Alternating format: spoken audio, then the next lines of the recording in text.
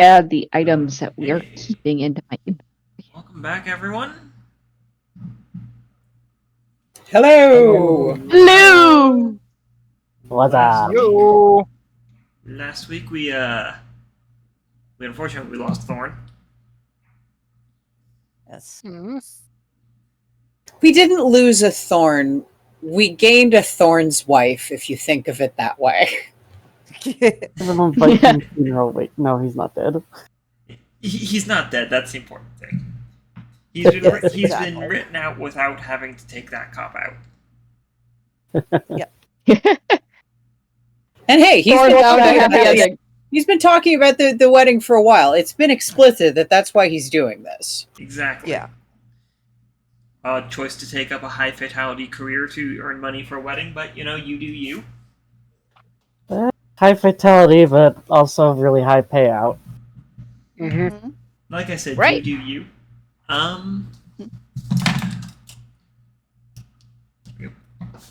Okay, so after which you guys had paid for, or not paid. I guess technically yes. You handed out your scout commission. And Yeah, he took money, right? Yes. Yes. Yeah, you We took about a divided fourth of it. spoils between us. And then you guys. Yeah, I just want to make sure that the only thing he took was the money, because I'm adding all the other stuff into our loot sack. He took 1,000 gold because he'd rather have the cash to pay for rooms. Yep. Indeed. He took 1,000. Thorn took 1,000. I think we Yes. We split up the rest. We set aside another 1,000 for the wagon and split the remaining 1,000 among us. I think. Shit, I have a green 5-minute timer. I didn't realize I had a 5-minute timer. Nice. Anyways. Shiny moment aside. Yeah. Let's see here. Bruno, you found a book, which I did not actually go into description, at least on the cover of the book. It is a plain metal cover with no indicators as to what the contents are inside. Oh, yeah. Yes. I completely forgot about that book. Yeah, don't forget about that book. It is a metal. It is a hard metal cover. I even forgot to put it on my character sheet. I did. Oh yeah, I bought it for I forget how much. 150 gold. Since the proprietors of the library had no idea how it got there or what that book even was, they just decided to let you take it for a small fee instead of determining what it was themselves. Yep. As it did not look like a wizard spellbook. I will be definitely asking Dori to identify it later. During Just in your case. short period of studying it, you did come to the conclusion that it was a book full of arcane iconography, but a lot of the instructional text was written in Draconic. Oh no, if only you knew one or two people who could speak that. Yeah. I knew of what was someone the- who understood Arcana.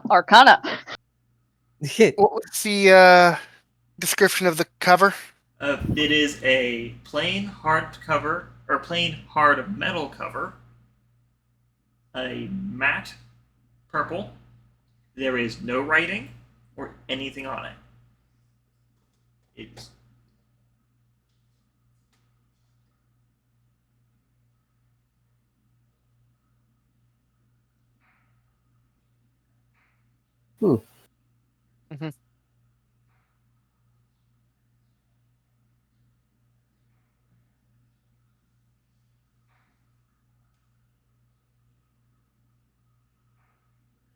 then Dori Would had Bruno recognize Draconic? I'd say you've spent enough time around Vellos, you probably at the very least recognize the harder characters that make up the Draconic language. Okay. It's a fair question, because if he doesn't recognize it as Draconic, why would he bother showing it to Vellos? That is a good answer. You mean I don't know, Vellos, how much writing have you been doing around the rest of the party? Written at least a couple of letters. Yeah, but Bruno wasn't actually near him when he did the I writing. will also say, for the record, Lantern is constantly jotting down notes on things if somebody says something that sounds particularly wise, and it is all in Draconic. Okay, so he wouldn't recognize it from Vellos, but from her. Because he's not really paying much attention to the letters. Like someone got a letter, whatever. He's not actually looking at any of the writing. Lantern giggling to herself and sketching something down is a topic at least worth being slightly concerned about. Exactly. So you probably recognize this as more structured Draconic than the Scrabble Yip Yak that Lantern uses. So definitely going to Vellos over Lantern, but alright. So yeah. Alright.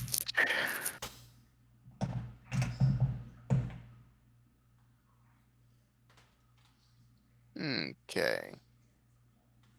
Hey, Vellos. We're all back at the cart, right? I don't think so. We think- left off yeah, with we were at you the and Dori tavern. at the library. I say it's the library at the public manor house, or the manor house Yeah. is public I library. think actually all of us met back up at the tavern, and that was the very last moment of the session. Right, that may Yeah. have been it. Everybody just finally Okay. getting back together at the errant fireball. Yeah, Okay. we were talking about our new spells, our Yeah. new stuff. Yeah, I thought we had met back up. I just got the place wrong. Hey, Vellos, What's up? can you tell me anything about what this book might be? As he then shows him the book. And Huh. opens it to the beginning with the Draconic instructions going, yeah, I don't understand this opening language. I need to figure out what the hell this is. Okay, let's take a look. Vellos, go ahead and give me an Arcana check. As you're Okay. as you're going past the parts written in common and going towards the more arcane instructionals. Oh goody, this is not his strong suit.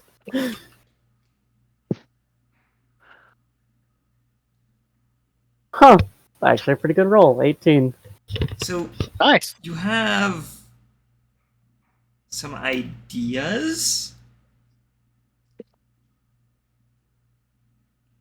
There's a few symbols you do recognize, in so much that Draconic is as much a language of magic that as it is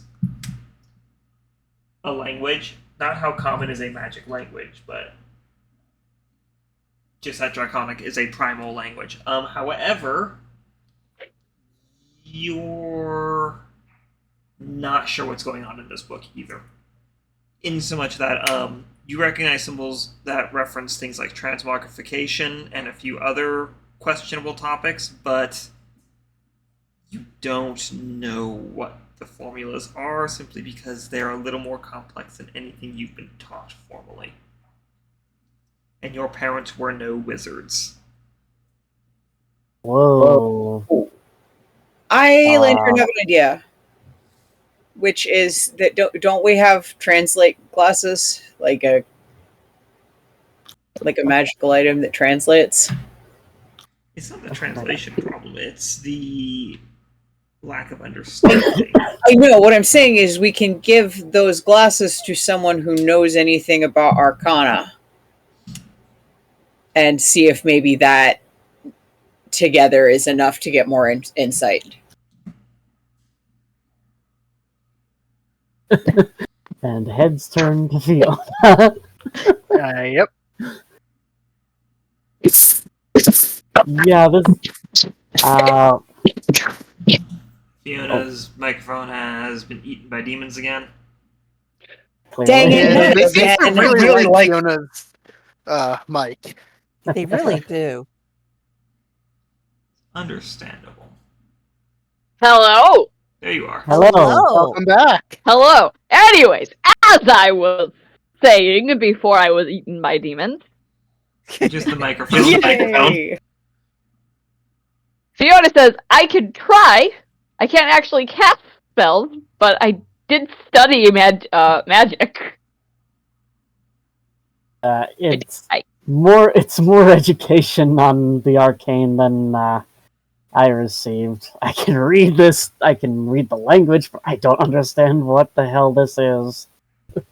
Alright, so who has the goggles of language comprehension? Lantern was using them to translate the diagrams and shit. So she probably she sort of scrambles at her pocket for a moment before coming up with a little leather pouch that contains those goggles. Alright. Wait So, a I minute, wait guess a minute, Fiona- wait a minute. Yes.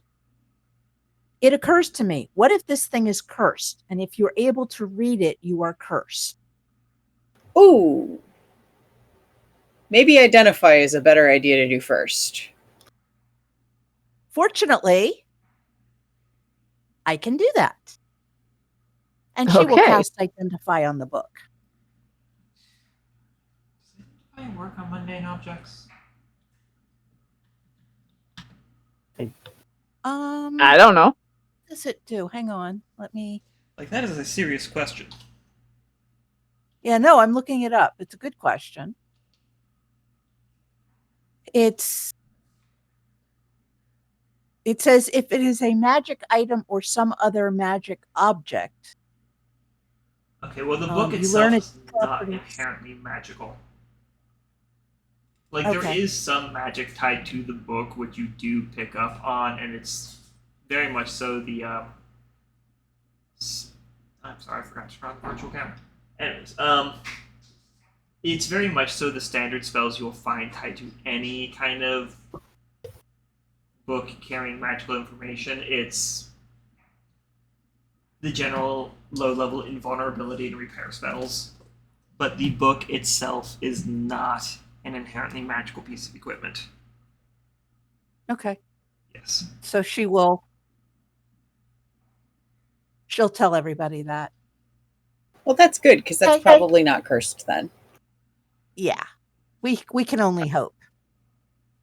Alright. Fiona So- will go ahead and put on and activate the goggles of comprehend language and study the book. Okay, go ahead and give me an arcane check as well. Yeah.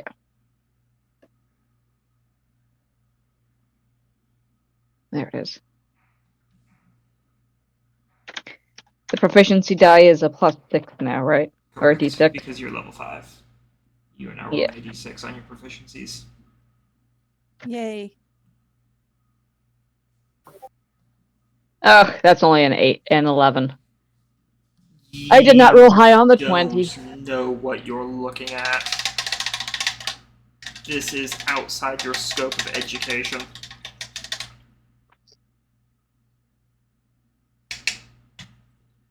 You can confidently say, this is dragon magic.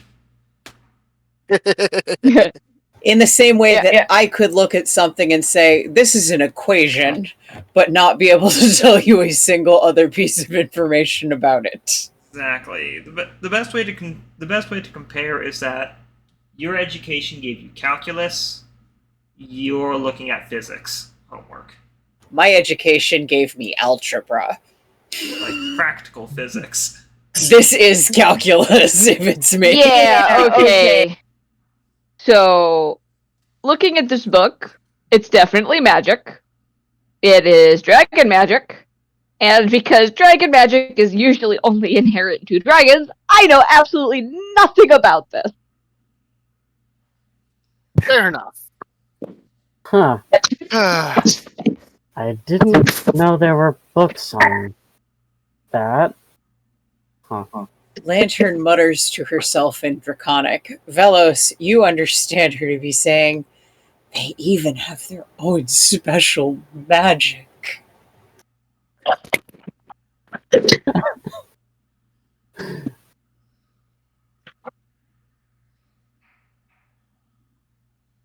Velos, you're realizing your parents may have just not taught you certain things out of lack of knowledge themselves. Yeah. Or or just because he'd grow into it, literally. This doesn't help any that neither of your parents were wizards. Yeah. And that's kind of what I'm But- getting at. Just out of lack of their own knowledge, you were not taught. Yeah, for Vellos and his family, it's more instinctual than academic. Yep. Bloody sorcerers. Seven.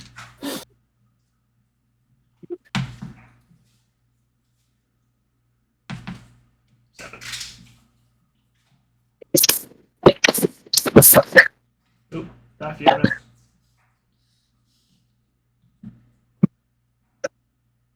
Fiona, the demons are back.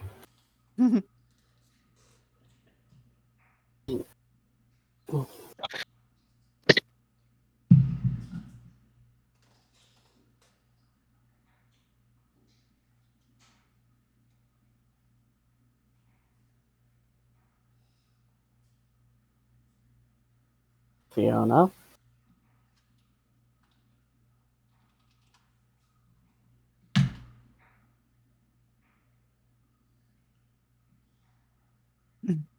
Oh dear. Will you let me talk now? Awesome. There we go. Apparently so. Hey, she's alive. Why does Discord Yay. hate me? No. Clearly Is there- something's is there possessed a, your mic. loose cable in your microphone? It's wireless. Oh no. Oh dear. Why would you do that to yourself? Because I hate wires. Agreed. I spin and then with my dog comes in, spins me in my chair. Wires would just get all twisted and yanked. I guess. My previous headset was wireless as well. Still, I just have a still, standing mic. I stick to what I said. Oh no. I just have a standing mic because I also hate wires, but I also hate wireless speakers. Anyways. Yeah, here's the funny thing. When my microphone is being eaten by demons, I can still hear you all just fine. Does your headset's microphone detach? No, Okay. it's one of the ones you can lift up and down. There might be something wrong with the switch. Okay.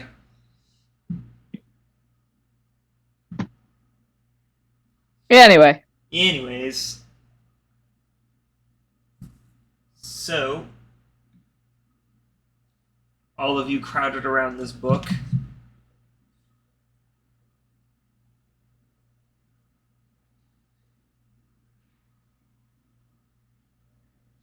This mysterious book that's a little more complicated than all of you realized. Excuse me.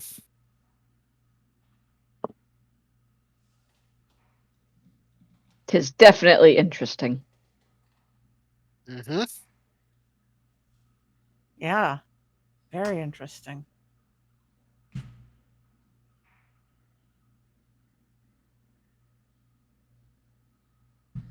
What's the plan?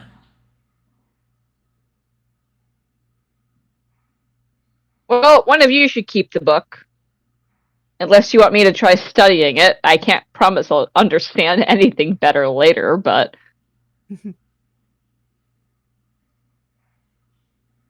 Oh, I think it's Bruno's, so he should probably keep it because it's his. Yeah. Certainly interested in at least trying to study more of it.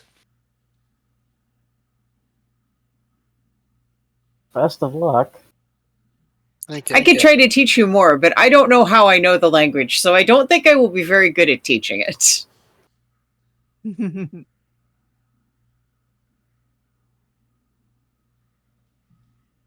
This is just built into Kobolds.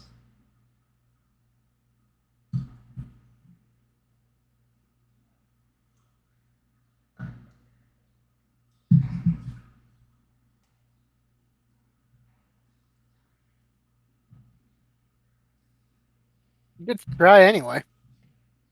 Right? Yep. It's definitely interesting to have. Mm-hmm. True. Mm-hmm.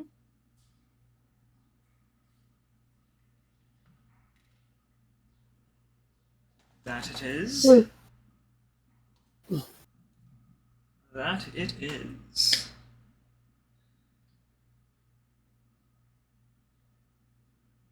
Well, for now, let's grab something to eat and figure out what we want to do next.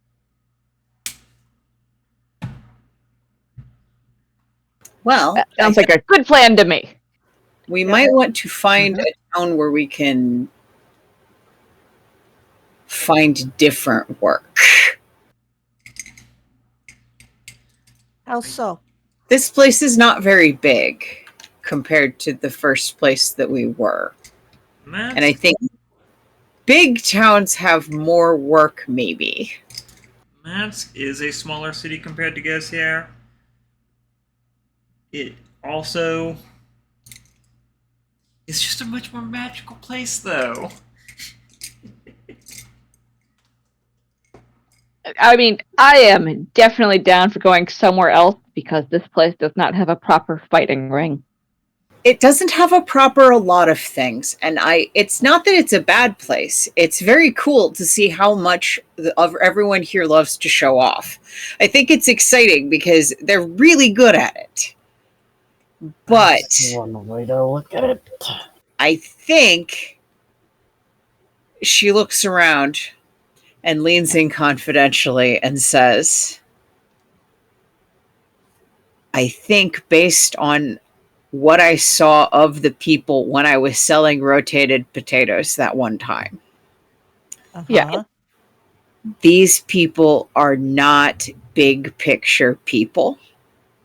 These people are all very focused on their own little enemies and their own little friends and rivals. And it's all just, it's very, how can I show off better to the people that I want to like me? And I don't think that leads to them sending other people out to do interesting stuff. You know, be that as it may, we've done some pretty interesting stuff. Oh, exactly. But it was almost all either by accident or because we kind of made them let us. Oh, you mean like the ceramics factory? Yeah, like the ceramics factory. We kind of made them let us. They weren't trying to give that to us. They wanted to go to their own people. It's just that all of their own people were far away and we were convenient. They wouldn't have given that to us if any of their people were around and we hadn't basically bullied them into letting us. That's To be true. fair, Dori and Fiona, you would understand that that was because that was a military operation. They wanted to make that a military operation and not rely on mercenaries. That would Lantern would argue, even if that were explained to her, that is a sign that they were not going to let us do the interesting stuff if they could have their own people do the interesting stuff. The fact that it's the fact that it's interesting is not what motivated them to make this choice, but it is still a factor for us.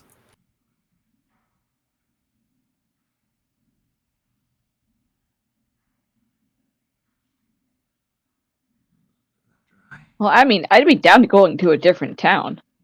Also, I want to see more places. I haven't been that many places before, and I think if we could go to other places, then we could see other things there. I'm not opposed to a change of scenery, but I would like to stay here at least until we receive mail catches up with us. Yeah, just so we can let people know that we're going to be moving to a new city. I think that makes sense. Do you think we should look for more jobs nearby then? Or should we spend another couple days splitting up, figuring out our own things? Seeing if I can get I've a got bigger crowd for potatoes. Yeah, I've got two possible places for us to go that are both bigger than either Mansque or Gossier. Ooh, I'm interested. One of them, I mean, it wouldn't be a new place for Bruno and I, but it would be Louvain, which is, I believe, is the capital of. Yes, that would be the capital of elements. Yeah, the capital of elements. So Can you actually, I've never been to a capital. can you actually Well. bring up the map for us, Dice? Sure. Is the world. and the other place would be, what's it called? It's not Patry. Patry? You know that Patry is closer. Patry's a little closer, and it's just really cool.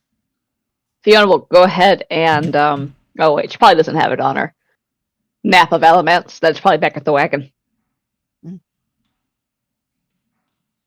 But I mean, we're not in a I- big If you're hurry, not, so I imagine No. you guys are not walking around town fully armed to the teeth most of the time. no. Lantern is always carrying an unbelievable amount of shit on her, but it is mostly not arms and armor when she's in town. Yeah, Dori always has her loot on her, so then she's carrying her spell talon dagger. Like there's a whole lot of shit in Lantern's inventory, and I'm betting you that she is carrying around at least a bunch of corks, some Talk about the blacksmith. stolen, stolen There we go. fucking seeing eyeglasses. No, she's got all kinds of shit on her. She definitely just has a big wad of beeswax on her. It's not the useful stuff, but I will attest she always has an unbelievable amount of stuff in her pockets. Adrian wants his glasses back. He's not fucking getting them. Not after he wasted a goat like that.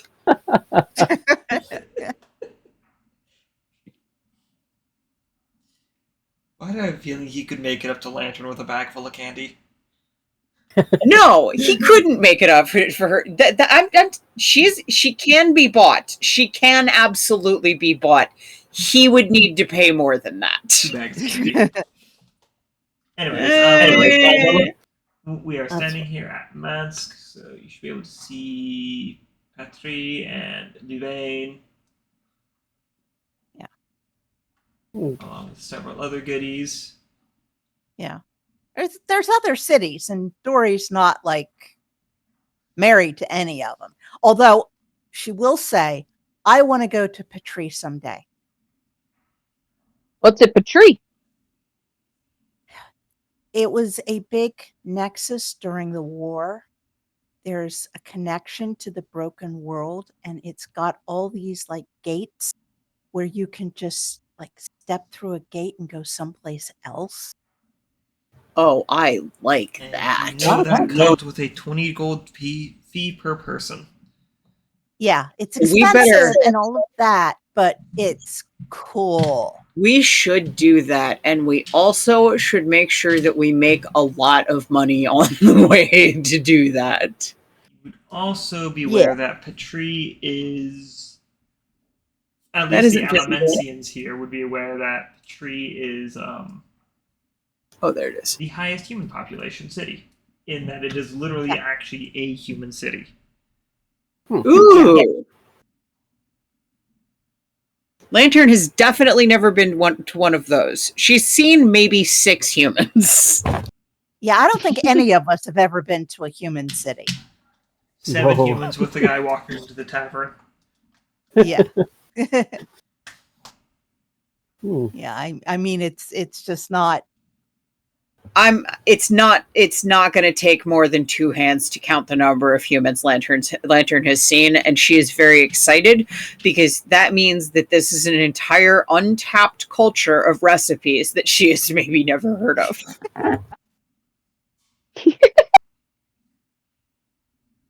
Yeah. So just Maybe someplace 3 interesting. cultures. Yeah. But then again, we could also just go north into Aurea. We could go south into Vignat or Vigno. Vignote or some of the other places. I mean, Well, I guess it's east and south. Yeah. Matian. Especially because, well, Velos mentioned that he didn't like how in the small town everybody is going to be very excited about it because everybody knows everything about everyone. And so I'm thinking maybe we go to a big city where nobody knows anything about anybody. yeah. Well, Well, that's why both Patry and Louvain are Yes, Vellos. Well, bit of a, admittedly, a bit of a more selfish-ish suggestion, but if we wanted a change of scenery that's not an extreme distance, we could head to Glasrun and pay a visit to Daltiarna. Oh, I would very like that. that would be cool. I say a little selfish because it is one of the closest. It is pretty much the closest city to the family nest, albeit still a good distance away. Oh, Closest big city, at least. that's cool. I mean, I was thinking Louvain would be kind of cool because then I could introduce you to my brother and all of that. But Deltierna sounds cool too. Yeah, I admit I would. I admit I would really like to introduce you all to my folks, and I'd love for you all to visit the family nest. Well, I think that would be very, very, very good, and we should absolutely do that. And also, looking at where this is on the map, we could potentially stop back in Gossier and auction off some of our weird dungeon stuff. This is true. That's Oh, and true. Fiona, when Vellos says that, he's looking right at you with a huge toothy grin on his face. Fiona doesn't care. She wants to fucking fight him.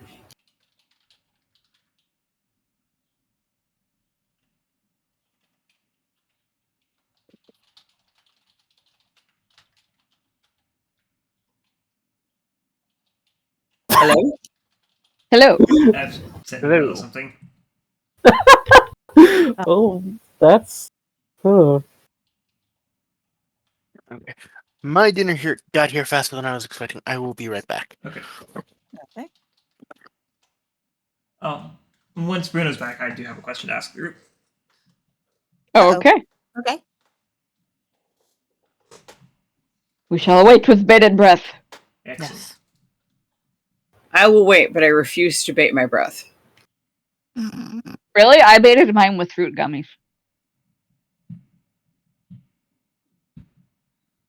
Well, not all of us have fruit gummies. Some of us don't much care for fruit gummies.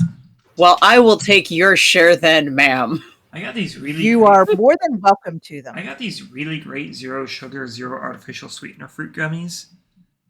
But I'm not going to say the brand name because this isn't a sponsorship. I found the closest thing to a natural gummy I found that I liked is dried sweet potato. That is fucking great. I recommend it wholeheartedly. Everyone should try dried sweet potato. It's like you turn Dried sweet potato sweet into a potato? taffy. It's incredible. Oh, that sounds fascinating. I got it from the Korean section of my local Costco, which is right by the part. I live in the area where there's a Korean section in the Costco. Right on. It is fantastic.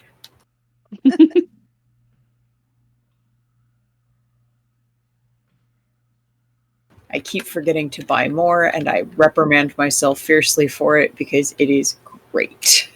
Unfortunate.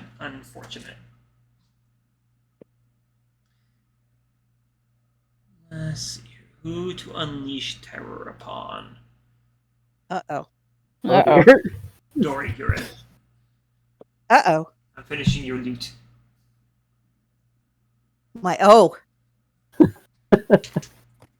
That's important. Actually, I'm not finished, and the cup I've been using for paint needs to be replaced. Ah. Oh no!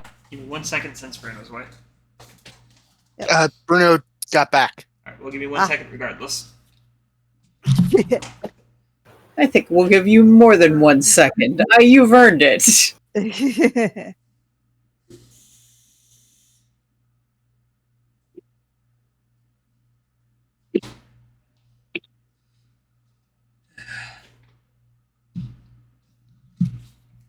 Bloody Okay. evaporation. Okay. Now with everyone back. Are you guys just kind of discussing?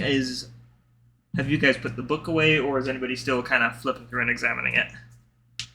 Bruno is still flipping through and looking through it. Cool. Give me an investigation check. All right. Give me a second. All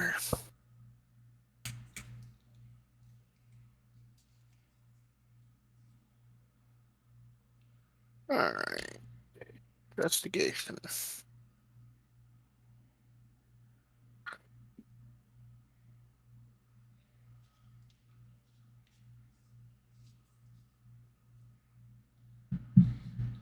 Decent enough. You find that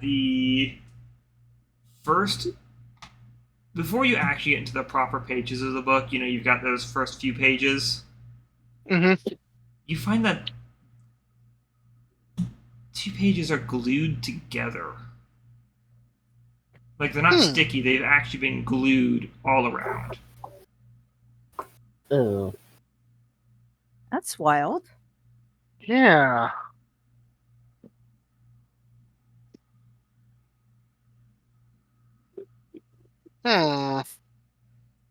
That's unpleasant. Yeah.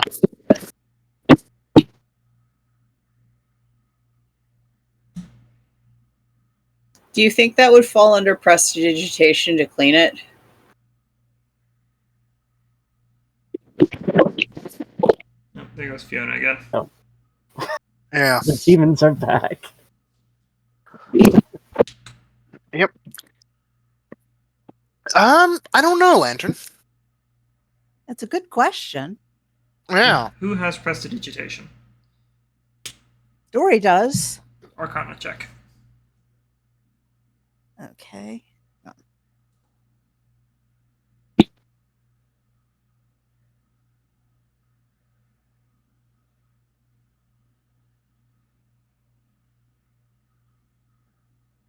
Why do you do this? 15. You might be able to do it, but it may take some time to... Hello? Hello. Hello. Hello. Excellent. You Welcome back. may be able to clean it using prestidigitation. It may take some time doing that. You get the feeling there may be other ways you could possibly unstick the glue.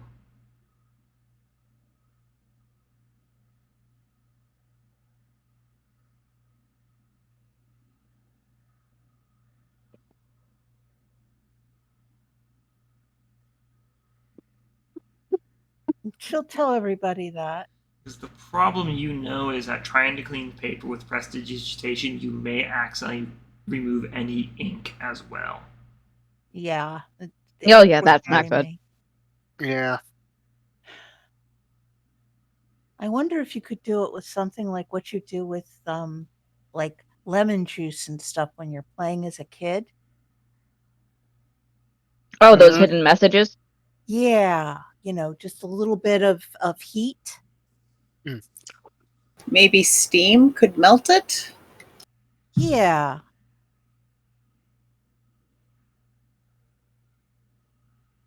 Now, you do know you have the benefit of this being a magic book, in that it does have some protections for the pages. Yeah. If you try to rip out a page, you're going to rip out a page, but water damage is you're going to have to submerge it into a lake to damage it. And we're not. Then I think gonna go steam that might be the right choice there. Then Yeah. That's going I off definitely information test from it. your previous identify spell. I'm sorry, what? That's going off the information you got from your identify spell. Yeah.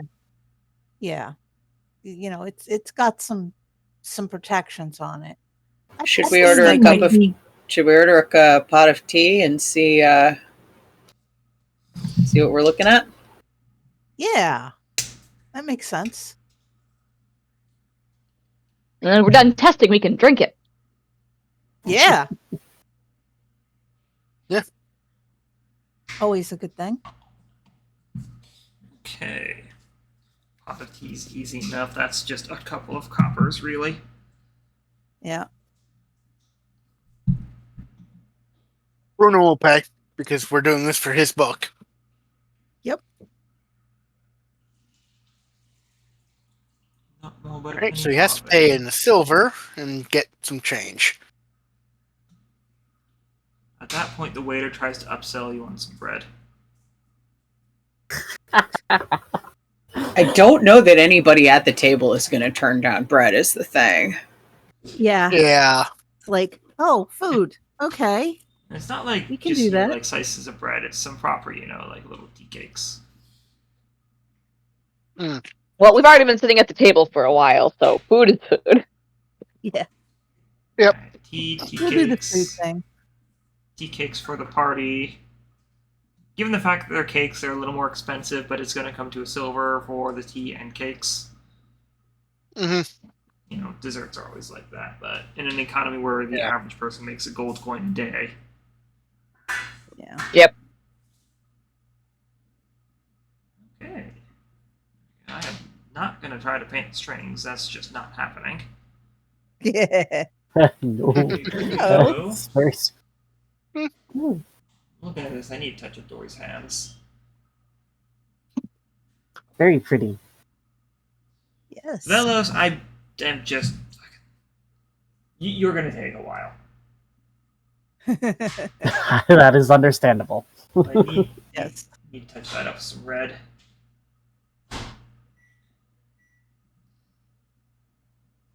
Anyways. Okay, so attempting to... So how are you going to do this with the book? What's your approach on this? As you do Lantern's suggestion would be start by pouring a cup of tea and then hold the pages over the steaming water in the cup and see how that does it. And if it needs more, you can always go up on the amount of steam from there, but you might as well start with the lowest amount of steam possible. Okay.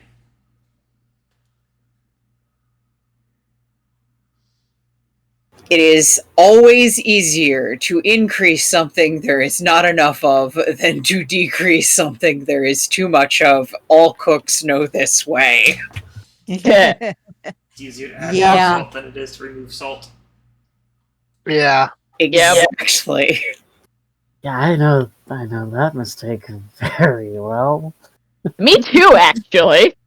Yep. You check the recipe 9 times, it says tablespoons. The moment you add it in and check again, it says teaspoons. Yes. Yeah, that's the exact mistake Yes. I did. Only I accidentally switched the salt and sugar amounts. Yeah, I did that with vanilla extract. dear. Never again. Oh god. Nope. I was supposed to add 2 teaspoons of salt. I added 2 tablespoons of salt. Oh. Yeah, Oh, no. Yeah. It ruined the cranberry sauce. Oh. I believe made it. Good. All of I our made- culinary disasters aside, uh, Well, the only way you learn is by failing. you have several tools at your disposal, but you are finding that just the warm mist wafting off of the teacup is not really enough to dab into the pages. Okay. Here is my other thought. Well, One of us who has good dexterity holds the book, and the other one who also has good dexterity pours a thin stream of boiling water from the pot down into a vessel past the pages. Ideas from anyone else? Wouldn't it be easier to just apply the hot liquid to the pages with a brush? Do you have a brush? I have cartography tools.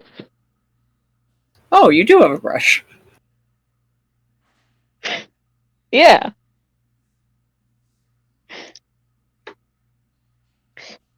Since we were going to be looking at maps, I ended up just getting my kit out. So, yeah, I've got a brush. Lantern has no objections to this plan if Bruno does not, because it's his thing. We can start on the edges of the paper. Yeah. And see how that affects it. And if it helps the pages start separating, we can go down further inward. Mm-hmm. Is everything already tea, or is it hot water with tea bags? It's already tea. Okay. Yeah, that You may were have served been a part of pot of tea. As that's what you ordered, Yeah. you did not request, Boiling water. Yes. I think maybe we offer him a considerable tip and ask him if he could also bring us just a pot of boiling water.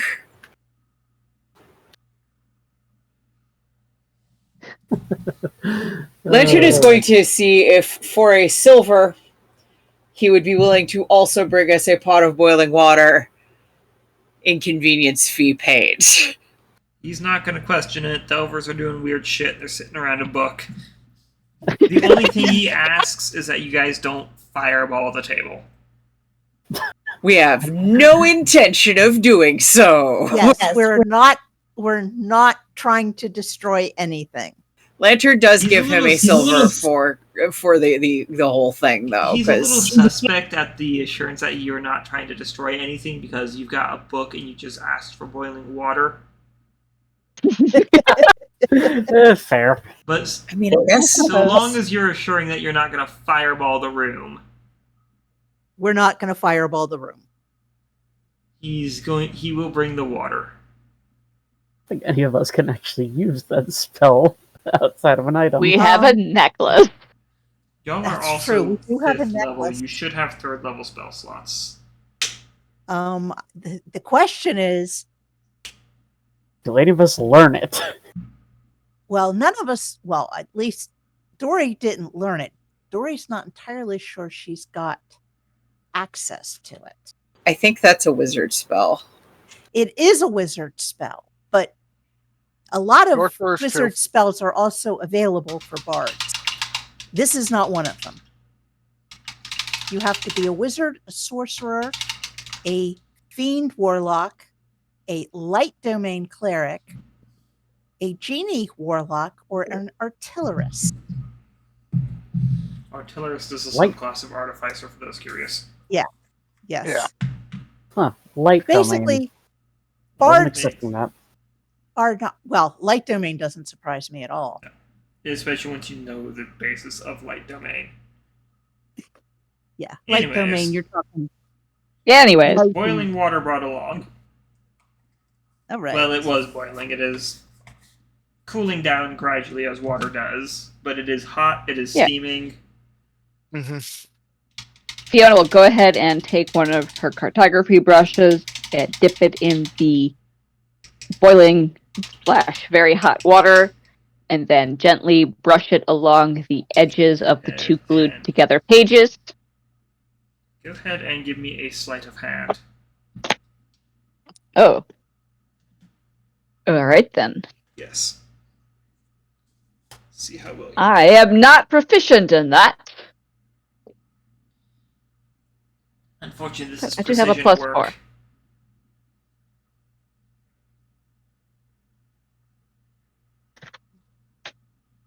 +21. Impressive. Oh, nice. Through very careful Sweet. dabbing and working one of your little finger claws between the pages, you are gradually able to work the glue from the... we'll say where you're working from the top of the page first. You're very gradually able to work it open. Separating the two pages from the top.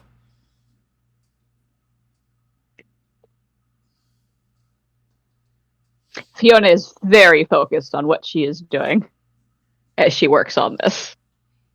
As you're able to split the 2 pages inside, creating something of a pocket, inside you do see a loose, sealed piece of paper. Ooh. It is, Oh. pulling it out, it is folded letter style and stamped with a blank wax seal. Fiona will go ahead and hand this over to Bruno, since it is his book technically. And while she does that, she's going to continue working on ungluing the rest of these pages, just because, she started this project. She's going to go ahead and finish it.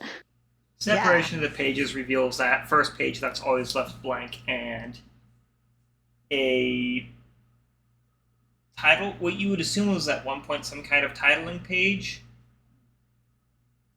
but your familiarity with cartography tools would quickly come to the realization that somebody went over this page with scrubbing sands and just scrubbed all the ink off the paper.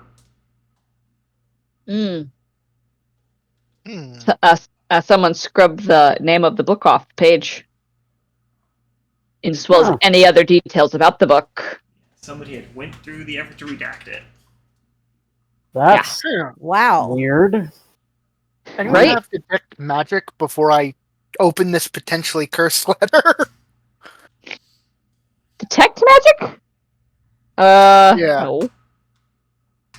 Dori I don't. can. Ooh. Carefully, Okay. because I think we're still in the tavern. Yes, you Public are. area, so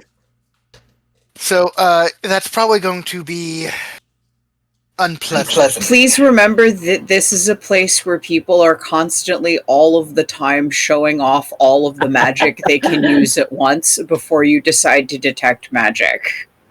Lucky for you, the errant fireball is more of a Delver tavern.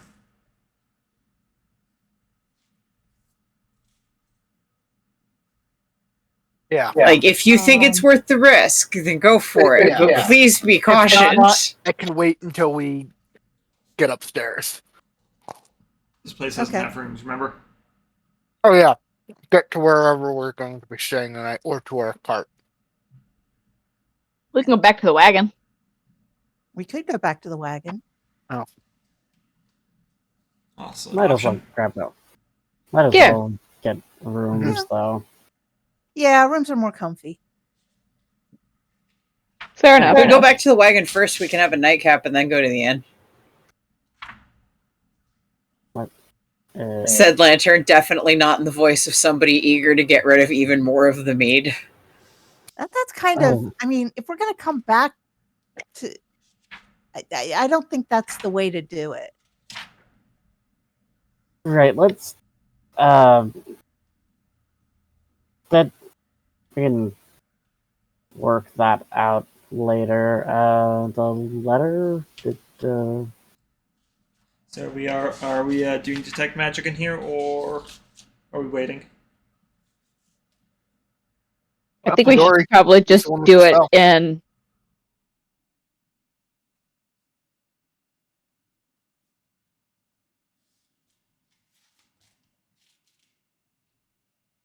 Personally, people are talking at once. Personally, I think that doing it at a rented room would be a better idea than doing it just out. Yeah. Probably, yeah. Mm-hmm. Okay. As eager as I am to see what that letter is, we should definitely, read letters in private. Yes. Fair. All right. So what are you guys doing then? Well, if we go back to our standard inn, pay the fee. Yeah. We can get 2 rooms, but then all of us crowd into one for the purpose of the letter. Mm-hmm. Yeah, that makes sense. So this way, both rooms are paid for the night. Yeah, let's do that. Yep. Okay. So heading back to one of the other inns in town. Yeah. Yuri, standard the 7 silver per room for a lot of you. Fiona will pay the Yeah. 3 this time. Okay. Lantern will happily hand over 2. As will Dori. Two-way split now for me and Bruno. Alright, so each get to do That's 3.5.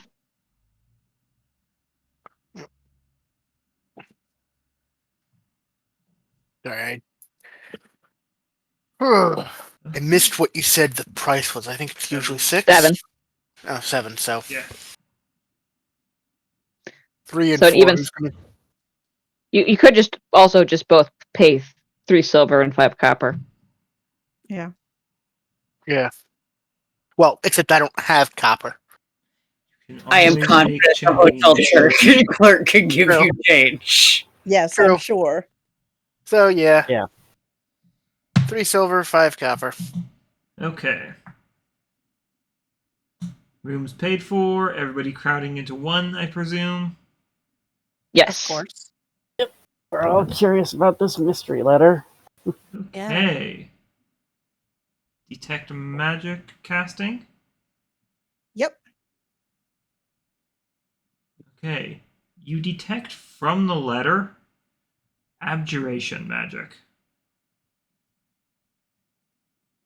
Abjuration magic, which is shielding. Yep. Which is, there might be something, I don't know, to only let the person it wants to read it. Or Which I you would keep guess. it, Something to prevent bookworms. Yeah, that would could be also just be a possible. preservation type spell. We don't know.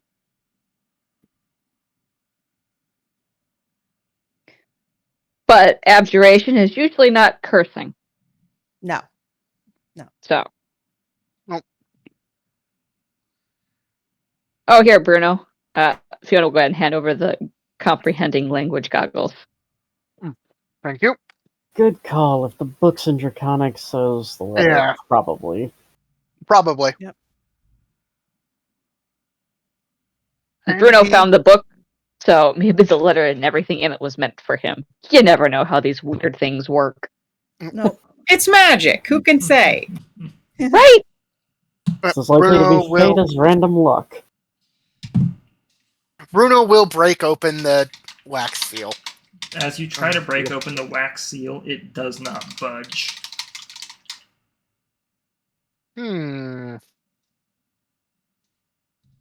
Dori looks over at him. Do you want me to try casting Identify on it?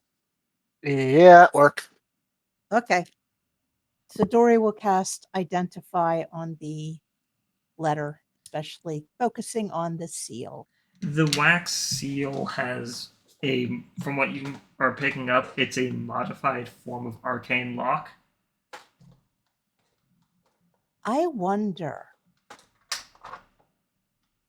She will tell that to Bruno. And then she will say, knock works on arcane locks.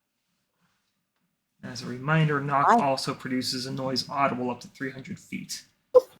Yes. Yes. Maybe we check this out on the road. Yeah, okay. Yes. That's probably for the best.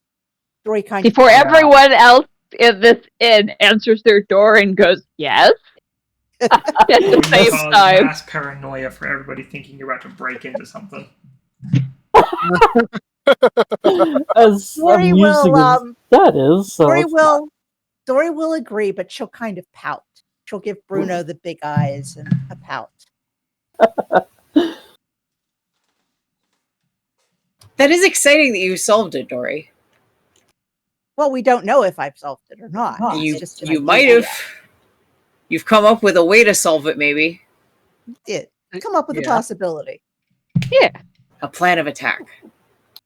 Yes. Yeah, we can do it the first day we're out of town. We can stop for lunch somewhere and then try to open the letter with your knocking spell. Yeah. Yep. The question is, do we want to do a dungeon before we leave town to earn up more money before we leave for the road?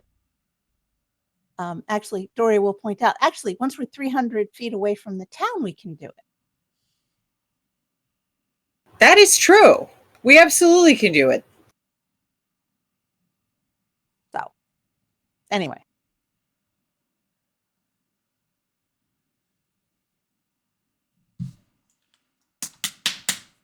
Come on, Pint. Anyways. Yes. I think having a little more money would be good, and we should probably do more work if there is more work to do. There's always more work somewhere in the universe. Yeah. Plus,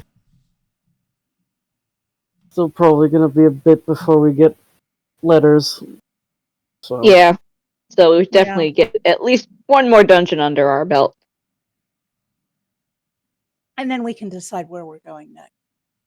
Yeah. Whether we want to head to Gossier to go into Glassroom, or go south from... We could probably just go to Gossier either way to make use of the auction house. Yeah.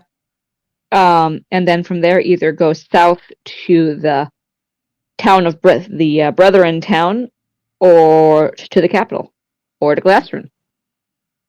Yep. I would be excited to go to Glass Road.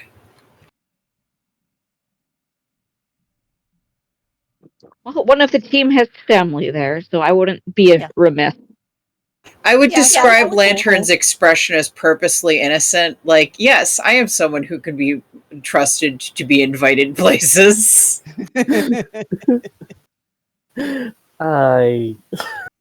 Besides, it would be great if Vellos invited us to his hometown and gave us a perfect reason for me to continue training with him. Just a reminder, it's not a hometown, but I'm sure Family nest, hometown, close enough. Sure, you'll find out when we get there. Oh, yes. Yes, they will.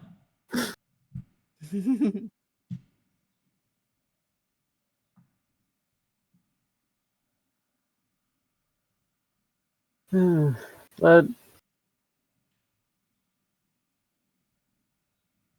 honestly, we could probably just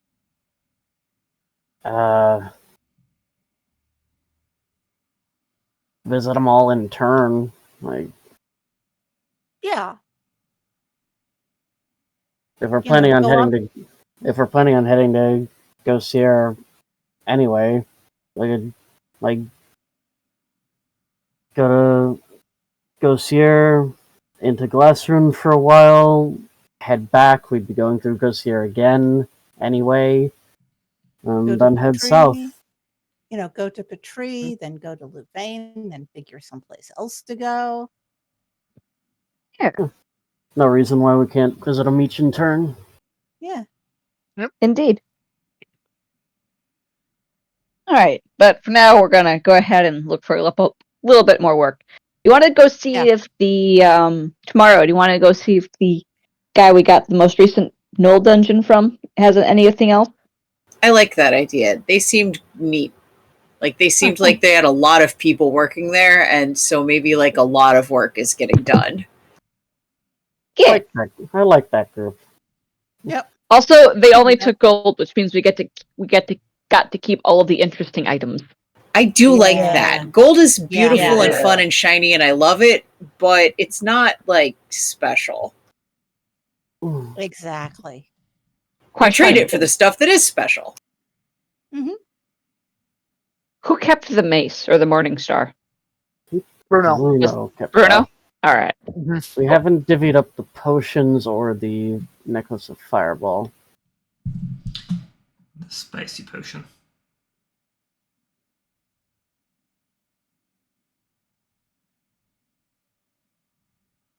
I almost want to give the potion of fire breath to Lantern because I know she would love it. Thematically appropriate too, because she's a red Kobold.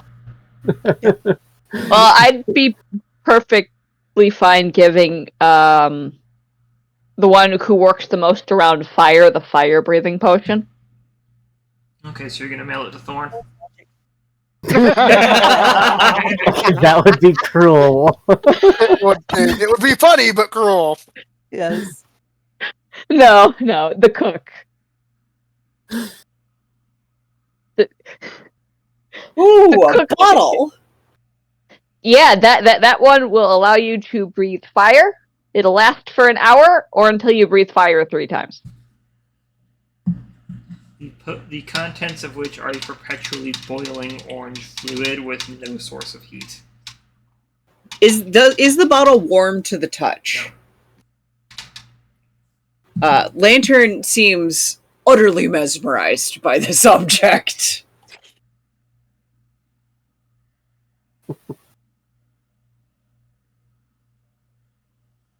We could always save the heroism potion for later if we don't think of anyone who needs it right away. Yeah. You never know. We might realize we need it for something sometime. I forgot what that one did. 10 temp HP and the bless effect for 1 hour. Oh, that is a good one. Yeah.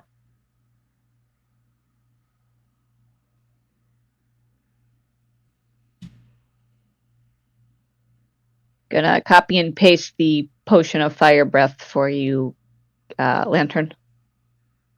Thank you, but I am going to warn you in advance. The chances of Lantern ever actually consciously using this are very, very low. She is going to be putting it in, like, her personal effects area and fucking, stare at it like a lava lamp to fall to sleep, too. That's about what I would expect of Lantern, actually. Yeah. I will paste the effects into the inventory also, but I'm assuming this does not cast any real light, but it does have sort of a weird glow.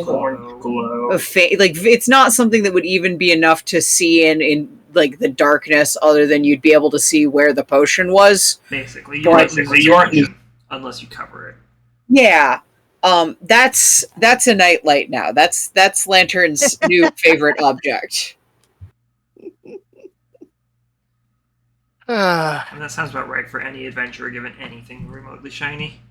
Previously, her favorite object was the recipe for spiced mead that she had from the Dwarven dungeon, and now the new favorite object is the potion of fire breathing.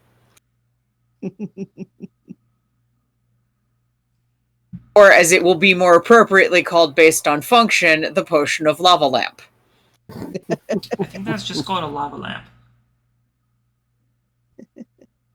Yeah, but if you drink the potion of fire breath, though, you get like fire breath, and if you drink the potion of lava lamp, you get hospital. True enough. This is not wrong, I suppose. Things that aren't technically wrong, but are incorrect somehow on a fundamental level, are my specialty. Alright, so what are you doing? We're just cashing up for the night, then heading back out in the morning. For the necklace of fireball, do we give that to somebody who can cast magic? Or do we give that to someone who it's going to be really confusing when they cast fireball at you?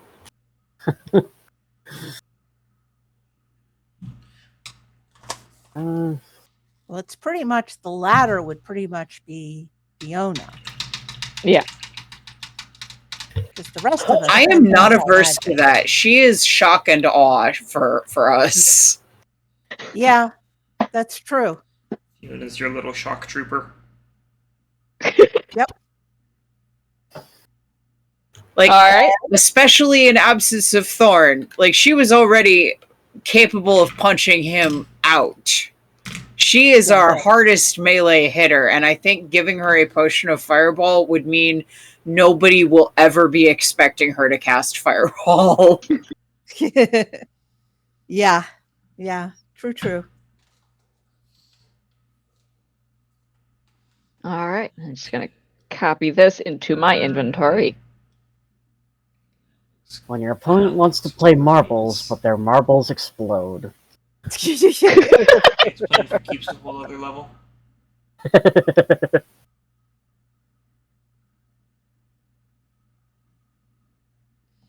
You are going to be obnoxious, Vellos. I'm sorry. You should be. Why did you have to be a dragon? This was such a bold and unexpected move from you. I know. Exactly. Who would have ever seen this coming? The option was given to me. Certainly not anyone here. Anyways, though. All right, so I guess Lantern is definitely like curling up on a pillow, asleep on the hotel room floor, looking at the potion of fire breathing. Valid approach. Absolutely valid approach. necklace of fireballs, the one piece of jewelry Fiona will wear. I mean, wanton destruction goes with everything. Right? Because now she can make explosions. Dori says, what might be fun? What? Is to pick up a bunch of beads, like about that size and color, and make necklaces for all of us. So that we're all wearing necklaces that look like necklaces of fireball. And then it's Fiona that can actually do the destruction. Well, we could definitely go to the Crystal Eye. And while we're there, we can also have him evaluate the value of these diamonds, amethysts, and ruby. Yeah. Because I would like to know how much these diamonds are. Because I remember from my studies that those are very important in a few particular spells. Yeah, Bruno was saying there's a spell that he needs diamonds for. It's probably one that Bruno and I both picked up, actually. Well, yes, that's true. Yeah. Well, we got 4 diamonds. So if we know how much total we have, we can split it between the 2 of you. Yeah. Yep. Yeah, let's get those appraised. Yeah, we can do that tomorrow. We can stop by the pub with our new favorite scouts and decide what dungeon. If they have a dungeon, we can just start prepping for that. Yeah. All right. Did we want to just save up the wagon fund for now? Yeah. Okay. I think so. It's only at 1,492. All right. So that's not a lot yet. Yeah, enough for like one thing. Yeah, one bigger thing, or like one box and some something else small stuff. Yeah. So we could definitely save up another dungeon's worth of money for that. Yeah, that's part of the reason I'm excited to get a tip, because I really want to be able to make muffins. Yeah, well, valid. We're close, Lantern. Just muffins are valid. A few more boxes, and we'll have more than enough space. Then I can ask you to make something for me too that isn't muffins. It isn't muffins at all. And she sort of wanders off, giggling to herself and muttering. Does know that my smithing station is still a ways off, right? Hard to say. Well, anyways.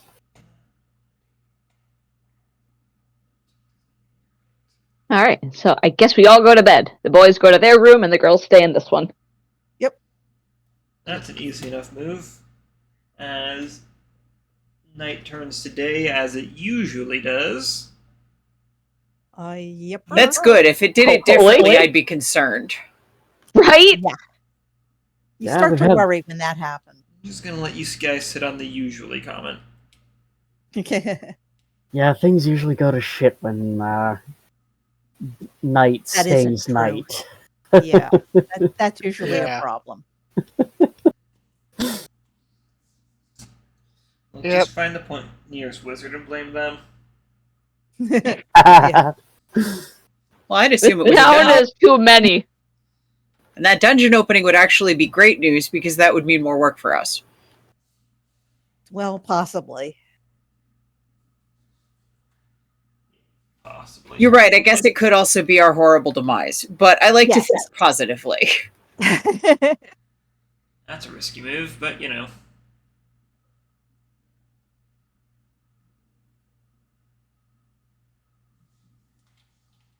Anyway, shall I go to the pub where the scouts are, or hit the Crystal Eye first?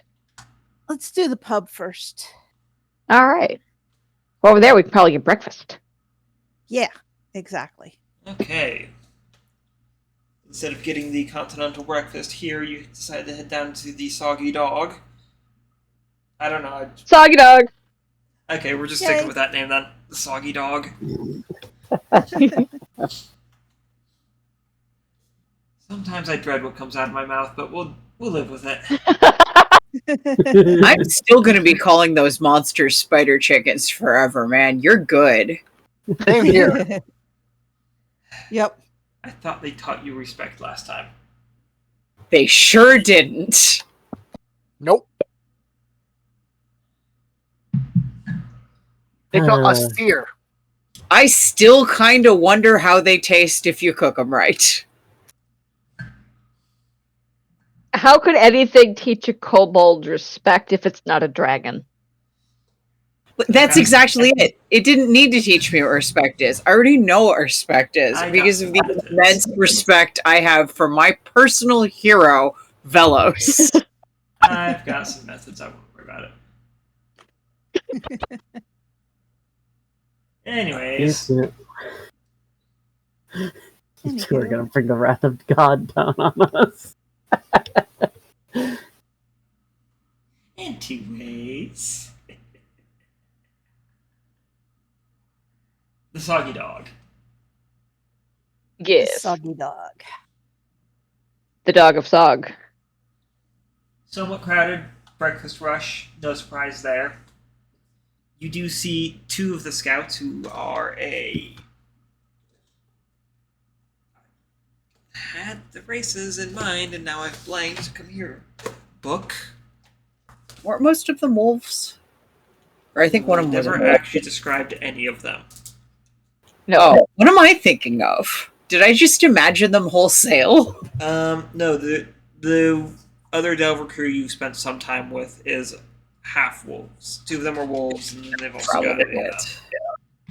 human. And then one scout in the first town was a wolf. Yes. Thran. Everybody likes Thran. Yes.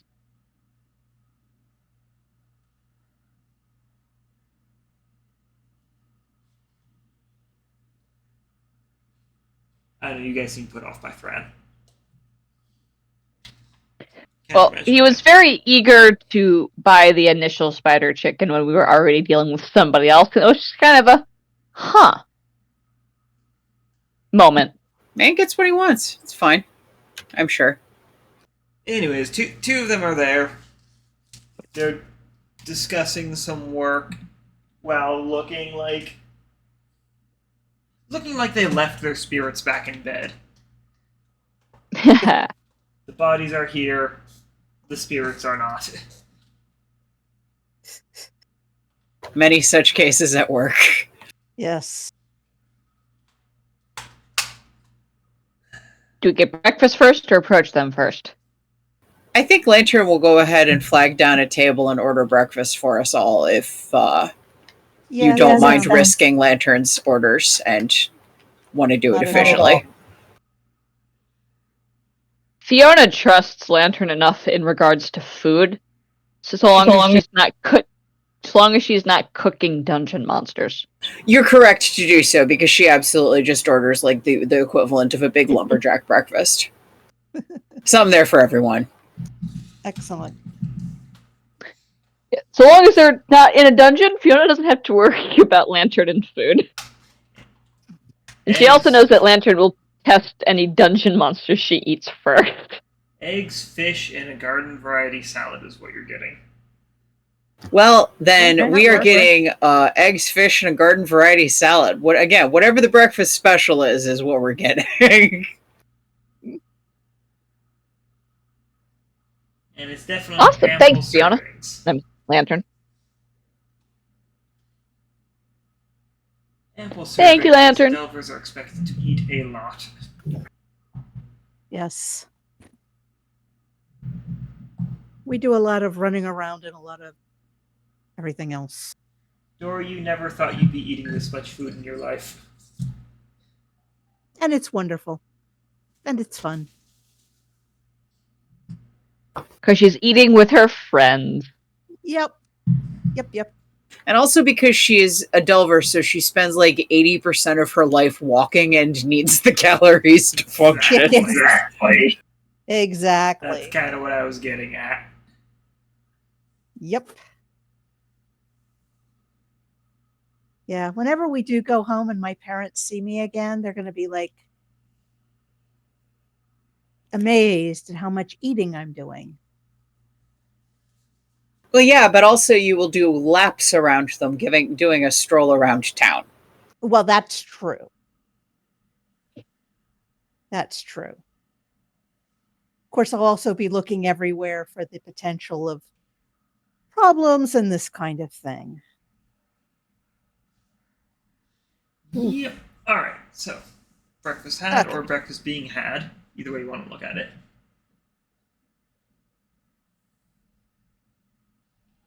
There are the scouts over there. Yeah, I think once we're done eating, we'd probably go up to see the scouts. Yep, absolutely. Which will also give them a little bit more time to wake up and have their own coffee. Yeah.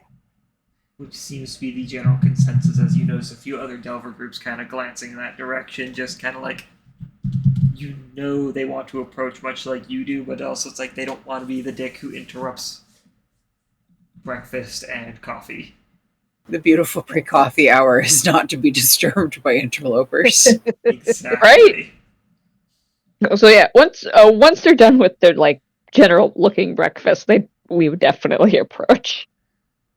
Yep. You and a few others, it will take a few minutes for them to get to you, but once they do, there's a slow kind of look, and then a gradual look of recognition glazes over their face. And he's like, oh, back for more already? Yeah. Yeah, we've made some plans on what we're going to be doing, and just need to earn a little bit more money for our wagon. A mutterance of, yeah, that's relatable, comes from behind you.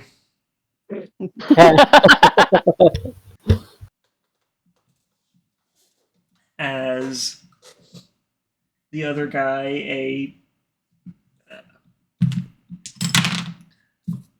a rat.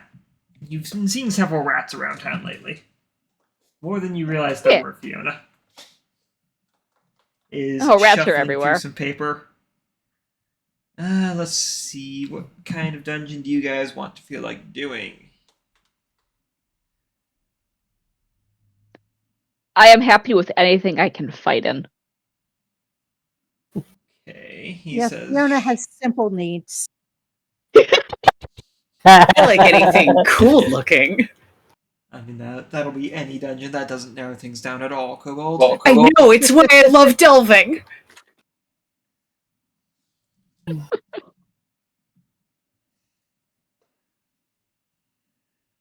Okay, well. Bruno, Dori, Vellos, you guys have any preference on dungeon? Not really. Ones we can survive. Yeah. Hopefully that's the ones we give you. Yep. Yeah, not super picky. Nope, not in the least. Okay, well, we've got a few. There's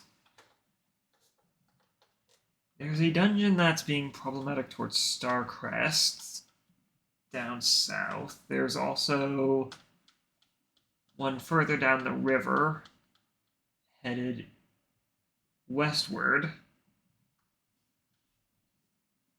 Bit of a problem as he pulls out two particular ones. These two are definitely some of the more combat orientated dungeons that we've got. Unless you're fine with dealing with traps and puzzles as well. I like traps and puzzles. Traps and puzzles are fun.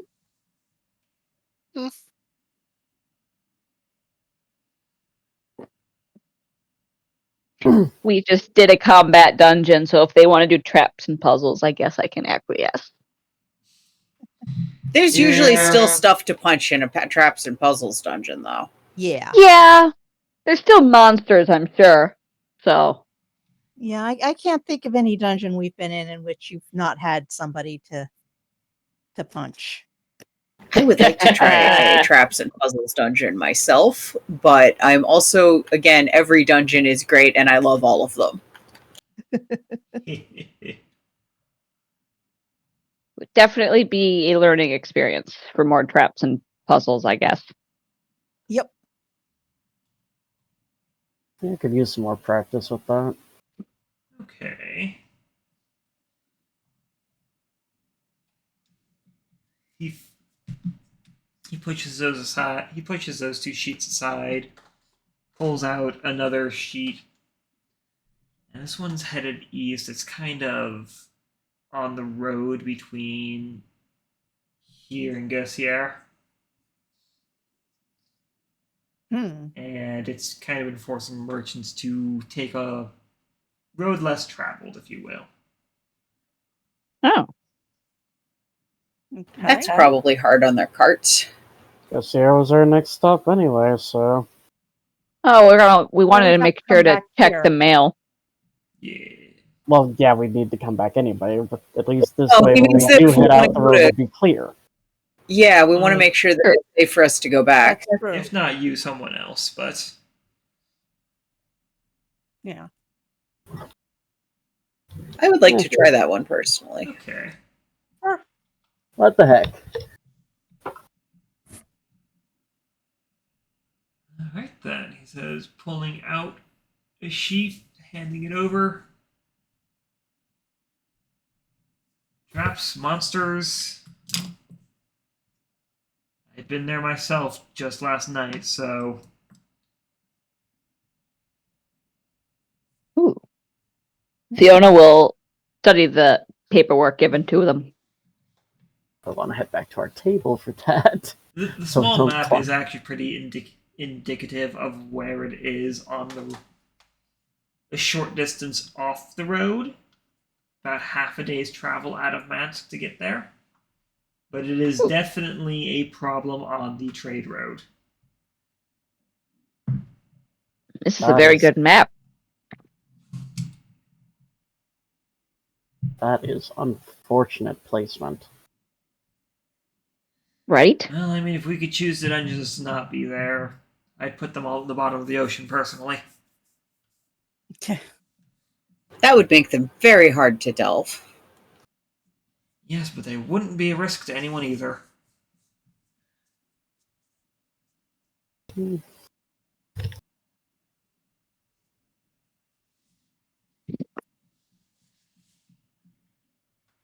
That may make the oceans more hazardous.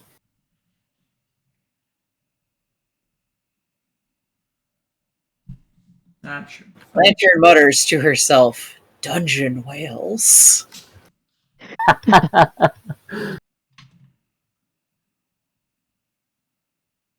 All right. Well, I guess we're going to go ahead and take this one. Okay, excellent. Yep.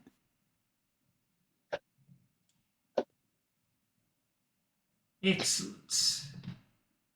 Yeah. Any idea what's He turns his inside? attention to the group behind you. Yep, as we move on. Yep. Okie doke. All right. So, what were you saying, Vellos? I was gonna ask, any idea what was inside? But yeah, I guess we'll figure it out. Oh, we've got the paperwork for all that information. Oh, that has that. Okay. Yeah. Like general ID on monsters and types of traps. Okay. Just the basics. Ooh, what is this?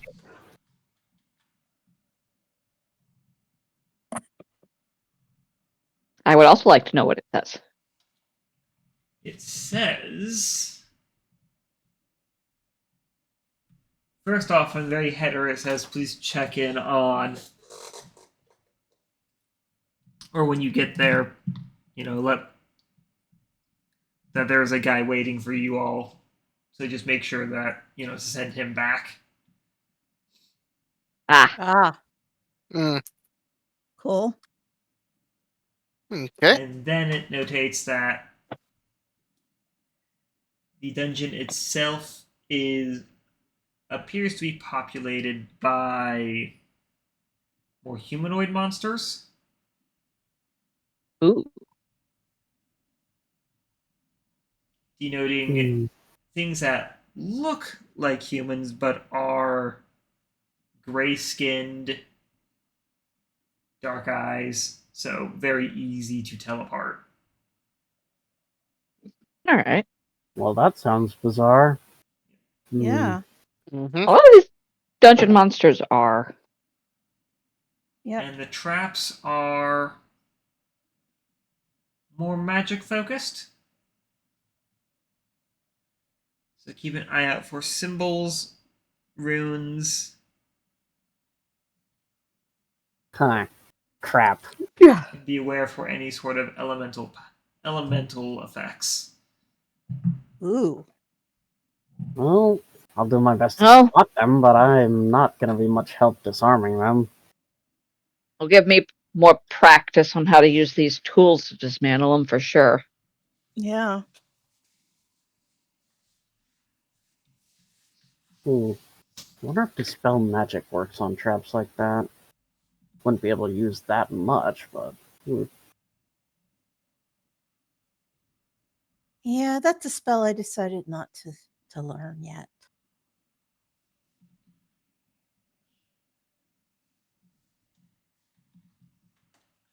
Fair enough. Oh, well. But I guess our two clerics have access to it too, so.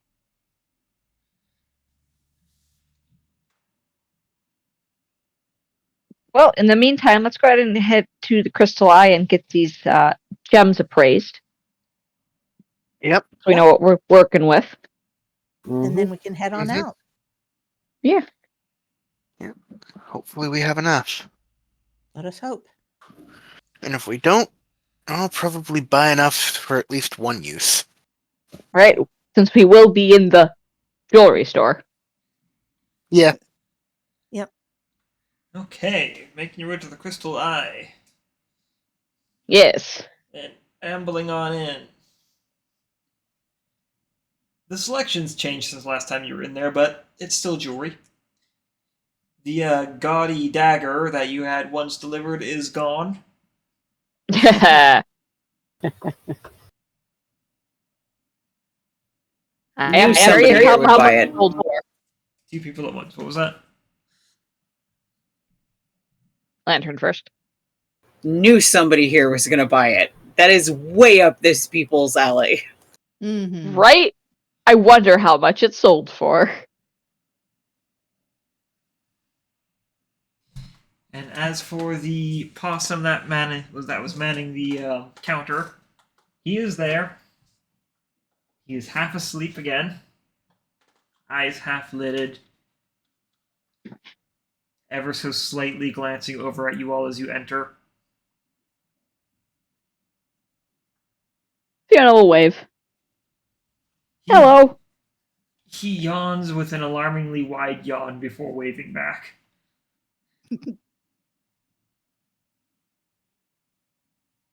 Huh. So how much did you sell that dagger for? Oh, that. Which dagger? That gaudy jeweled one. Oh, that dagger. Oh, yes. A lot. Good to hear. Yeah. Yep. Do you appraise gems here? Yeah, I'll do appraisals. All right. I'll even make Fiona some will go jewelry ahead. out of them if you need me to. At a fee. I don't think we need the jewelry made.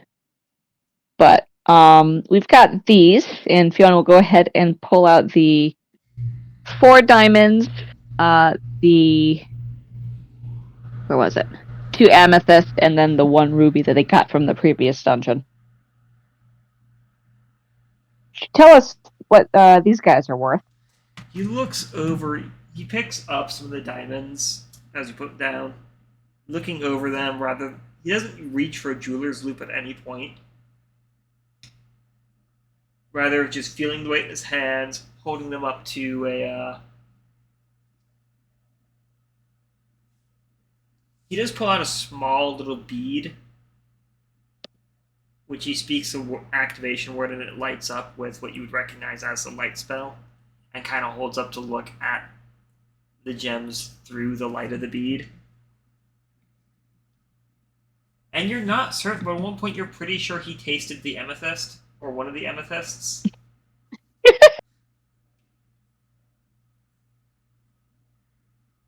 Fair. Before giving a confident appraisal of around 50 gold for each of the gems.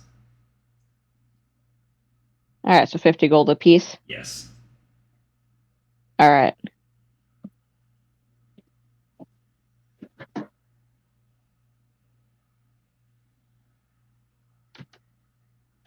You mentioned that the display had changed. Is there anything that would, say, particularly catch the attention of a kobold who loves shiny objects? That is this entire store. That question narrows down nothing. Okay, based on a childish glee for the shiny, is there anything that you would describe as the shiniest?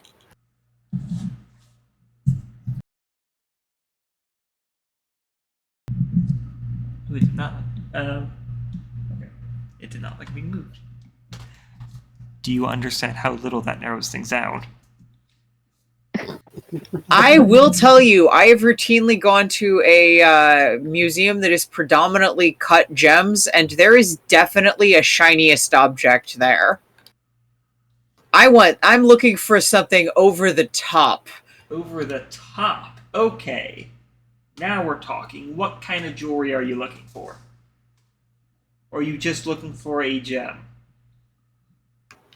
You know what? I would say that the thing Lantern would be most likely to be interested in would be a single gem. Set or unset? If the setting is shiny, that is equally good, but she's mostly looking for the gem itself. Okay, of the things that would mostly catch Lantern's attention for just a singular, shiny gem, is the top 3 being a circlet with a large cut blue diamond set in the center. Next up would be a rather interesting piece that is a very, very small bird sculpted out of a ruby. And then finally is a ring with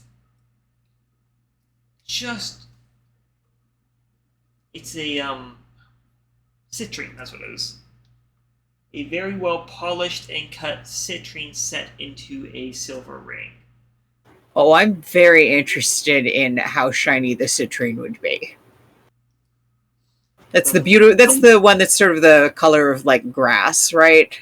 Citrines are like yellowish to greenish, sort of a pale. No, they're more of a yellowish to palish. There's no. Sometimes they are kind of greenish. This one's more of the yellow to pale. Okay. And the way it's a round cutting, and the light just dances inside of the round cutting. I am very interested in this and going to take as close a look as the social conventions surrounding the display case allow, which is to say, Lantern knows that it is rude to have your nose up on the display case, so she is merely very, very, very, very close.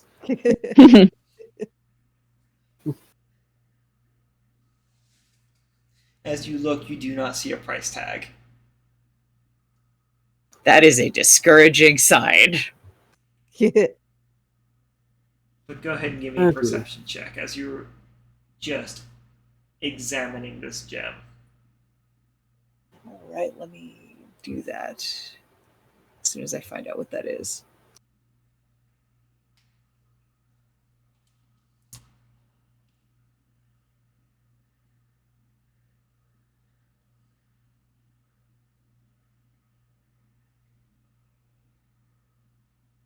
It's a 19. You realize that some of the light dancing inside of the gem is coming from the gem itself. Oh, it's not just pretty because it's pretty because it's magic. Okay, that explains a lot.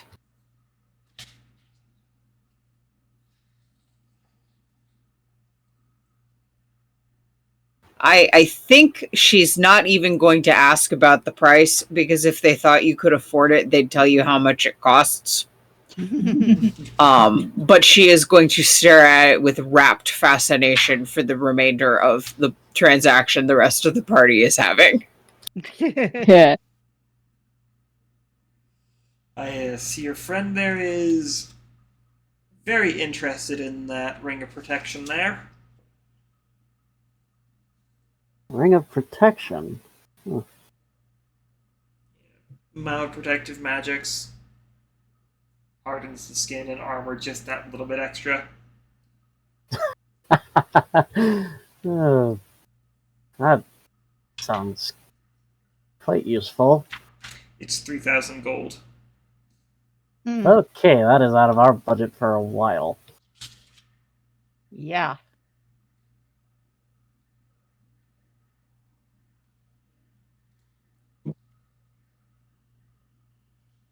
This is true. Not to discourage, sorry, it's just... No, magic items and I guess specifically defensive magic items. yeah, I can see why those would be much more on the expensive end. Mm-hmm. This, says Lantern, perhaps a little bit wistfully, is why I can't wait to become a rich and famous Delver. If you're interested, I do carry a small stock of other magical items at varied price. Well, I would love to take a look at them if you would like to show them. But if they're 3,000 gold, it's going to be a little bit before that's something we can really talk about. Some are cheaper than others. Anything above 500 will probably be out of our range. Yeah. Understandable. I do believe I have a few things on the floor itself that are a little bit cheaper. Fiona, how many of the diamonds did we have? We had 4 total, so it's 200 gold piece for all of them. Okay. Do you happen to have another couple diamonds worth about the same as the ones we have? While you're Are you looking for anything? Are you looking for anything set in jewelry, cut, uncut? No. Cut or uncut doesn't really matter to me. Just Spell component. another. Spell component. Components. Okay, that makes sense. Yep. That makes sense. And it'll be used up, so. No, he looks at you for a moment.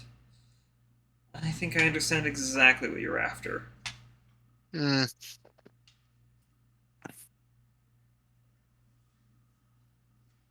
He says before turning around and making his way towards a backroom door. But he knows there's two. There's ones on opposite ends. He's heading towards one on the left. Kind of opens it up. Only partly steps inside and starts shuffling around through some drawers. Anybody who wants to sneak a peek would see it's effectively a supply room. Yeah. It's the back where angry customers think that the stuff is magically stored. In this case, it is magically stored, but... Well, that's the nice experience of shopping in Mansque. And he comes back with a few uncut diamonds. Mm. How many were you looking for? Just 100 gold. Okay, so setting down to... At least for me. 50 gold apiece. Okay. Vellos, do you want to grab enough for you to have it, or are we just going to stick with the one cast? That would eat up most of my personal gold. Yeah, we'll stick with the one cast then. Alright, Fiona will go ahead and hand the other 4 over to Bruno, since he seems the one holding on to them for now.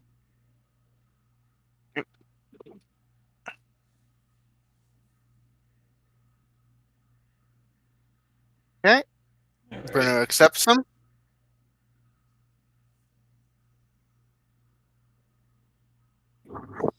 Okay. That'll be 100 gold for them, so... Yep. I've already updated. Excellent. Alright. Okay, is there anything else any of you are interested in? Lantern would not mind looking at those cheaper magical items he was talking about. Yeah. Fiona, too, is kind of curious. He actually comes out from behind the counter for that and directs you back towards where you saw the Ring of Protection. I'll take another look. And kind of guides you to a few other items that are in that display case. They do have price tags on them. Yes, actually, some of them do. As he points out a few things. There's a couple of necklaces. There is a small pearl sitting on its own that seems to crackle lightly with its own power. I'm very curious about that pearl you just mentioned. He describes it as a pearl that lets you recover a lesser degree of spell power once a day. Oh, that sounds very useful. It sits at a comfortable price of 500 gold. Oh, fuck, I could actually afford that.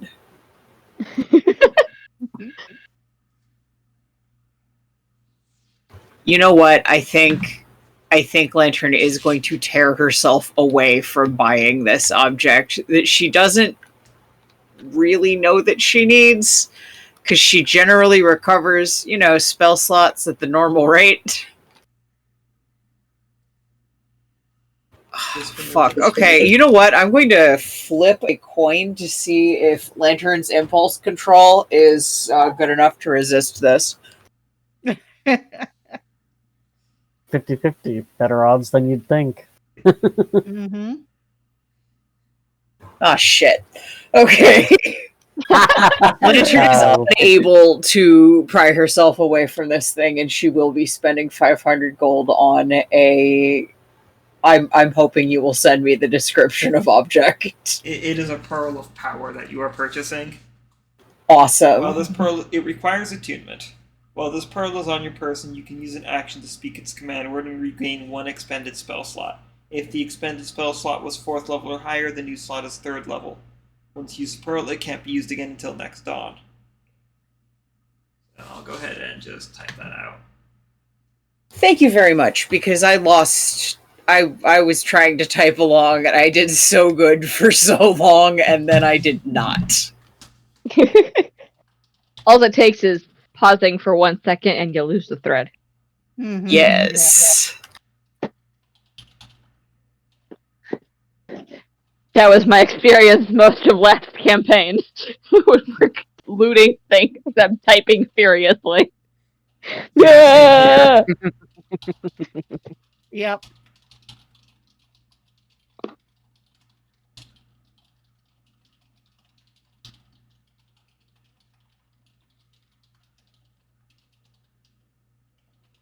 Absolutely cool fucking item. And I'm going to use it a lot. That would be great, because it was barely used in our last campaign. I love forget spell who had at slots. Wait, we had one of these things Yes. in our last... Yes, I didn't even know that. I didn't even hear what the item was. a pearl of power. There you go. Pearl of power. Didn't we give that to Bar? No, I don't remember. I don't remember who had it, but we had one.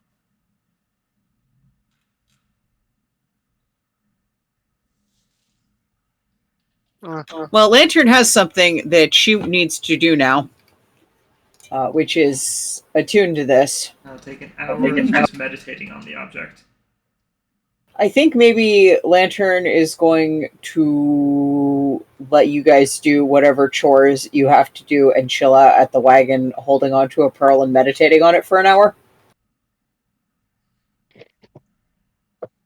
Well, I mean, we have a half a day's travel, so well, I guess she can't do that while we're traveling. Yeah. Yeah. Cannot. Unless somebody else is driving. Yeah. Never mind. Does anyone want to drive these hyenas, or is Lantern going to go have an hour of wagon time while you guys buy some more stuff? I think an hour of wagon time for Lantern. Yeah. I think Fiona is not proficient in wagon driving. I think I think Thorn Bruno was the was- one who had abilities, and he is not here. I know Bruno No. had been basically riding with Lantern the entire time, learning how to do so. Yes, Yep, but anything she said related to horses, and now we have hyenas. Which I would like to point out. This is important. The horses, We will need to buy meat, is what you're about to say. yes. Yes. The hyenas will be a little bit more expensive to maintain than the horses. But Yes. also, they are faster than the horses. So let me just get to the draft animals to draw you a comparison. Or the draft animals. I gotta be right back, actually. Actually, in that regard, if we want to, we could take our break a little early. I think that would be awesome. Sounds Yeah, good? that'll work for me. Alright, cool. Yeah. Alright, then I'll see you guys in like 15 minutes. Okay. All right. Sounds good. Alright, welcome back, everyone. Hello! Lantern has Hi, hello. purchased her Pearl of Power. Yay, 500 impulse gold. buying. From a possum who looks like he's probably not awake enough to handle anything he's doing, but he's doing just fine. You gotta respect it. What other magical items are there?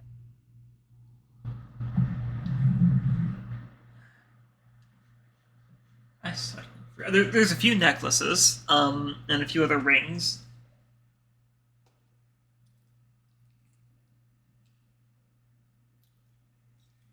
Any descriptions on what they do?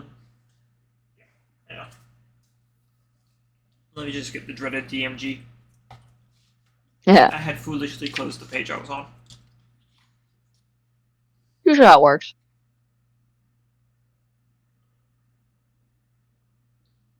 Well, that's definitely not on the table.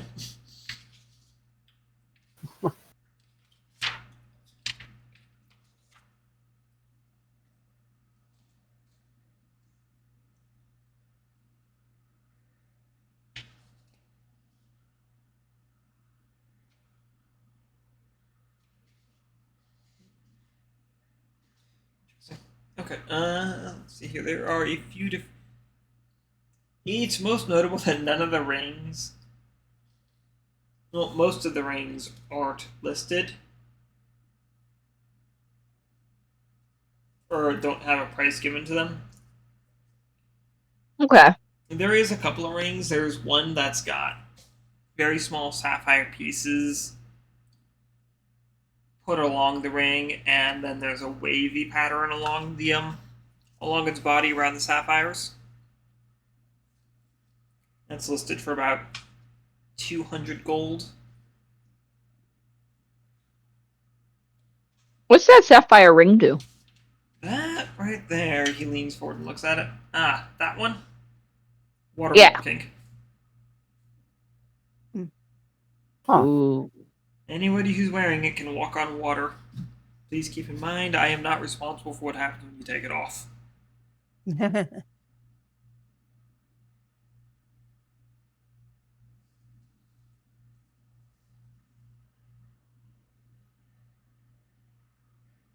200 gold, huh? Yes. Does it require attunement? No. No. So unlike Lantern, you will not need to jog back to the caravan as soon as you are done purchasing it in order to attune. She always liked You know what? that. Lantern? Yes. Quick and random? Yes. Okay. Sorry, I'm only used to the kobolds over in the Cabinet of Curios. And even then, I'm mostly used to dealing with Steve, who's fairly, I'm sure you've been there, he's fairly level-headed. Surprisingly so. Yeah. I don't know how long she's been awakened versus how long Steve has been. I don't know how long Steve's been either. So maybe that has something to do with it. Or maybe Steve just has a more naturally more leveled personality, whereas Lantern, I believe, is the Druid of Rasta. I'm sorry. He says, looking to you apologetically. Don't feel too bad. We have a cleric of him too. Hey, there's nothing wrong with that. I'm triply sorry. As the cleric is pouting. He looks to you directly and says, I'm triply sorry. I'll go ahead and buy that water walking ring, just because that sounds like it could be useful in certain situations. Once again, unlocking the case, he removes that item. Anyone else interested in anything in here first? I'm not seeing anything that's really calling to me. No, Vellos is fine with saving his money for now. Okay. Yep. He heads back, he closes the case, locks it back up, and heads over to the counter, twirling the ring in a finger.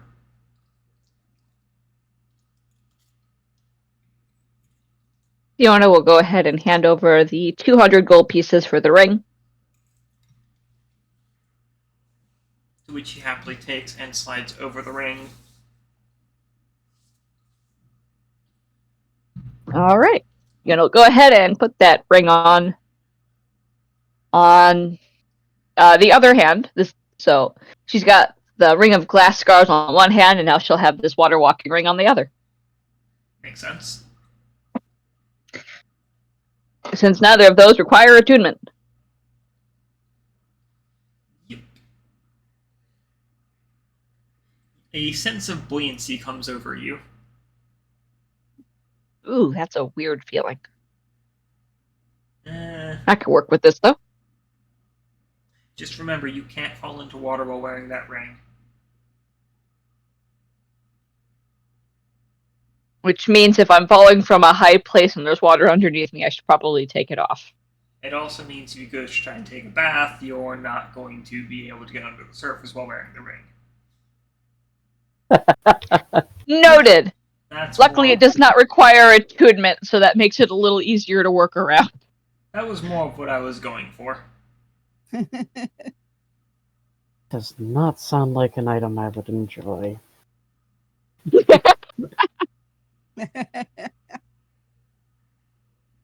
Probably not Mr. Fish. I am not a fish.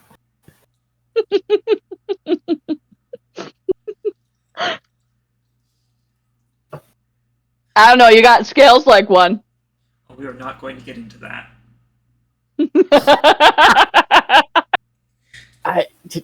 No, just no. Completely out of character as a reminder for the purposes of Lent, ducks are categorized as fish. That's why I said we're not getting into that. What are categorized as fish? Ducks.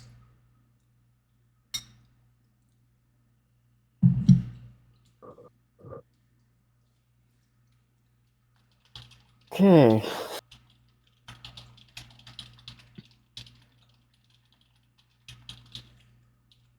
We should probably get feed for the hyenas for the trip. Seeing this one in the shop or after leaving? What was that? Are you saying it in the shop or after leaving? I don't think it would occur to Fiona to not say it in the shop. Okay. Yeah. You're giving a little bit of a questioning look at that, followed by a shrug.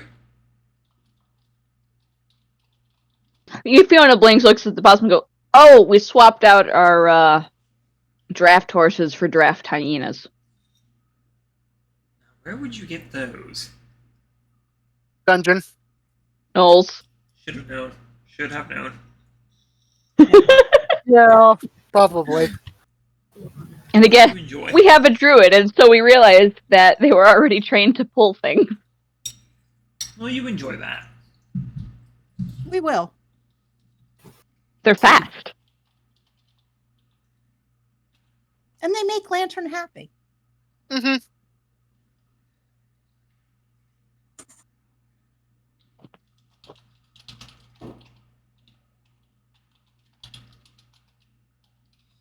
Reminds me, for your guys' information, note keeping, the Balex you had, the Balek Dray drivers, those had a movement speed of 60 feet. The hyenas you have, the giant hyenas, have a movement speed of 80 feet. Ooh, Oh, yes. Oh, nice. That's significantly faster. That is twice as fast as Fiona can run. Because she's got Fiona's a monk. 40 herself. Monks are zippy. At a regular walking speed, Fiona has to dash to keep up with these things. Yeah.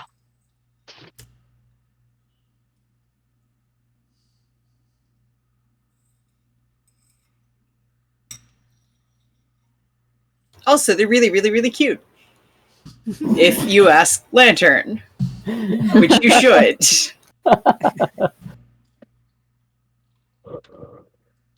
Alright. Guess we're gonna need, do they eat dried meats? I'm sure they would. Lantern has been feeding them mostly dried meat that we got from the gnolls. Figuratively. Well, yeah, she fed them wet meat that she got from the gnolls in one way, and then dried meat that she got from the gnolls in a different way. Okay. One she got from raiding their cupboard, and the other was from their limbs. Not gonna really need to worry about perishables. Kinda. Speaking of which, how much dried meat, assuming that this is going to be pretty much fed for the gnolls, how many days of feed does that represent? You were pretty much running low on that stuff, but let's see here. Equipment. Let me just look at the general cost of horse feed and then just increase the price, because you'll have to keep. I think that's reasonable. Keep in mind that you are not going to be able to. These guys cannot. Obviously, they cannot graze. No, so we. No, we're gonna have to buy food, and if we hunt, we can give them some of that too, probably. Yep. Yeah. Yeah, what Vellos forages wouldn't be enough, even if he does find game. Would probably be supplement more than anything, yeah. Not finding anything on feed. Where was that?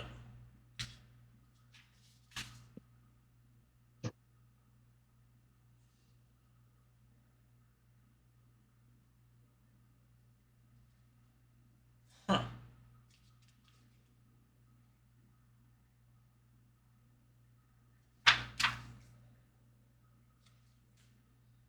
Oh dear. Oh dear. Oh dear. That doesn't sound good. Oh elk. Oh no. Elk are It's not the elk. becomes even worse.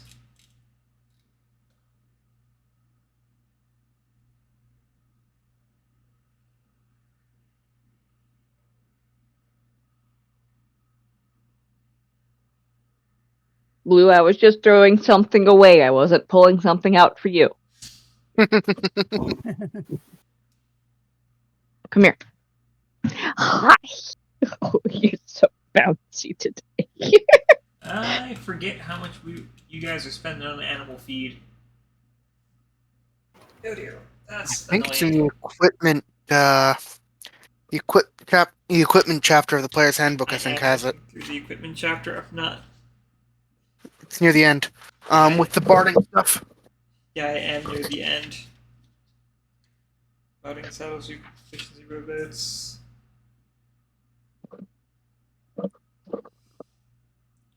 There it is, feed per day, 5 copper pieces. So, you guys are going to essentially be spending a silver coin a day to feed these guys on what's effectively the stuff the butcher doesn't sell. Or can't sell, I should say. Scrap meats and cast-offs. You know what? That's fine. It means that the butcher now gets to sell it. Exactly. Mm-hmm. I'm sure the butcher will not complain. Nope. Yeah. Alright. So you want to go ahead and buy like 3-4 days worth of stuff? Because I think the dungeon was only half a day out. Well, the one thing we need to think about is we're going to have to feed them even when they're not. Even when we're Yeah. not. Which is why I said like 3 to 4. Which will be enough for the trip, and then we can always buy more when we get back to town. Okay.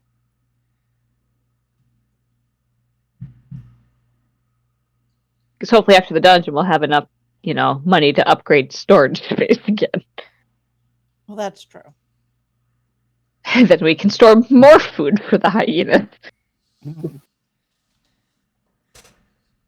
Yay. By the time you get back, Lantern is definitely attuned to a pearl. And is, in fact, she has cast Speak with Animals to speak with the animals. As you do. And is... You can't tell because you can't speak with the animals, but I can tell you right now that what she's doing is excitedly discussing their favorite foods, what kind of treats they do, what sort of hunting they know how to do. Oh, they know how to hunt. They know how to hunt alarmingly well. Well, that's very convenient because now Lantern can take them hunting and they can defray some of their own food costs.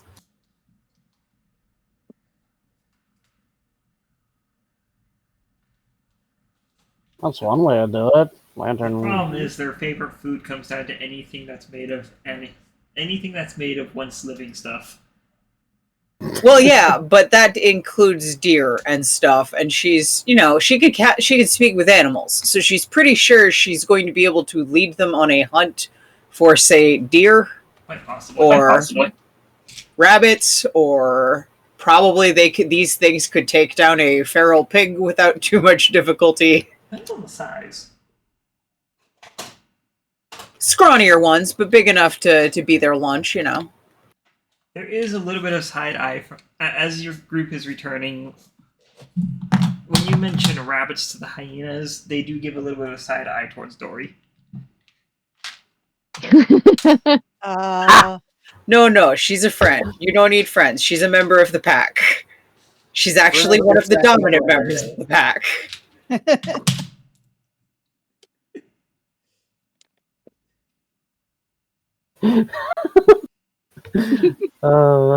Yeah. You don't get the impression of disappointment, but you get the impression rather they were trying to just make you nervous. The thing is, all they get in return is a very earnest explanation about the social structures of the group, which I'm going to tell you now, if any of y'all could understand it, would be anthropologically fascinating.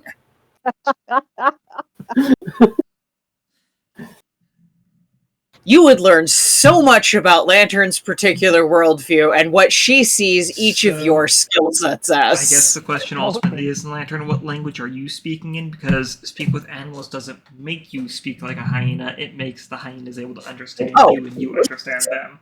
She is speaking what technically is Draconic, but probably is closer to Yip-Yak.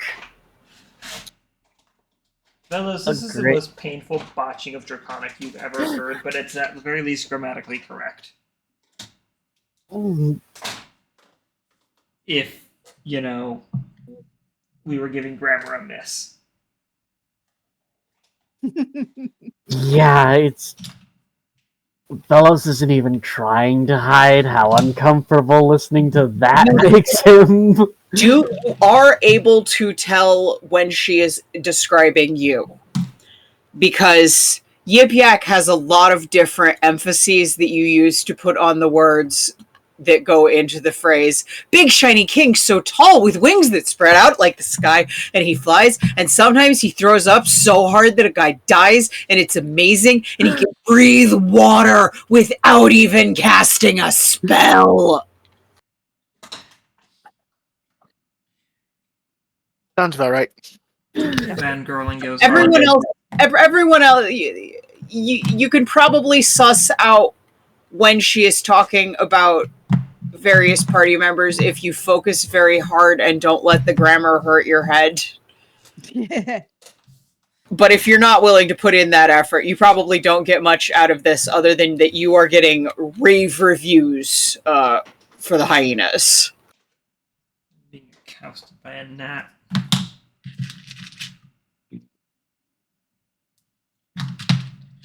Vellos does not know how to deal with any of this. You can also tell Fiona's because the main word she uses is punch. She actually uses punch as every single part of speech.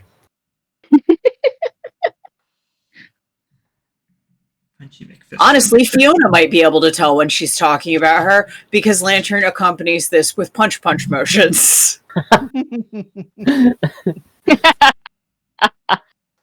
Vellos would lean down to Fiona and say, yes, she is talking about you. Oh, good. That's what I was thinking. Be glad. Hey, Lantern, we're back. Oh, my goodness. Oh, yes. Vellos would also whisper, just be glad you can't actually understand what she's saying, because, good lord, it's painful to hear. Very rough Draconic. I'm assuming that it also has one of those things where it uses words from a lot of different appropriate time periods of Draconic. So at one point she basically so says, much that than it is. Draconic contains a lot of hard consonants and vowels. And now imagine you're using like the correct letter placement, but you're using soft vowels where hard ones go and soft consonants where hard ones would go. And using some hard consonants where soft ones would go. Since it's kobolds, I'm also imagining there's some echolalia, so like every so often, instead of the word being banana, it becomes banana na na na na na. Shit like that. Fits with like a it would kind of fit in with something along the lines of a Chihuahua like yapping of the language. Makes sense. I can see that. I can. That really makes it like a Chihuahua speaking wolf language. Yeah. You are using the right letters, but the pronunciation makes us all cringe internally. Yep.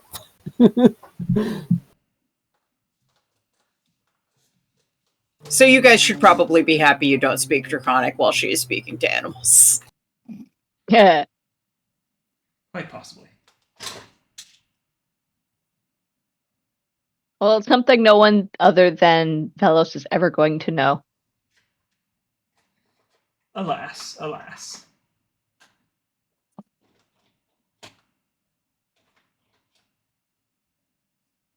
Well, mostly because no one is ever going to ask Lantern to explain it. Nope. Oh well. Oh well. Carrying on.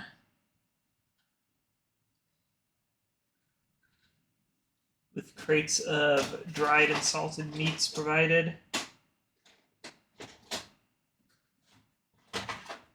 Anyway, I think I'm going to try to go hunting with them while we're out in the wilderness. I don't think sending them out to hunt alone is a good idea because there is a possibility that they will eat anything that they can catch. And I think it would be a problem if that were, say, a farmer and his horse. Yeah, Yeah. Yep. But if I go with them, I can make sure it's like...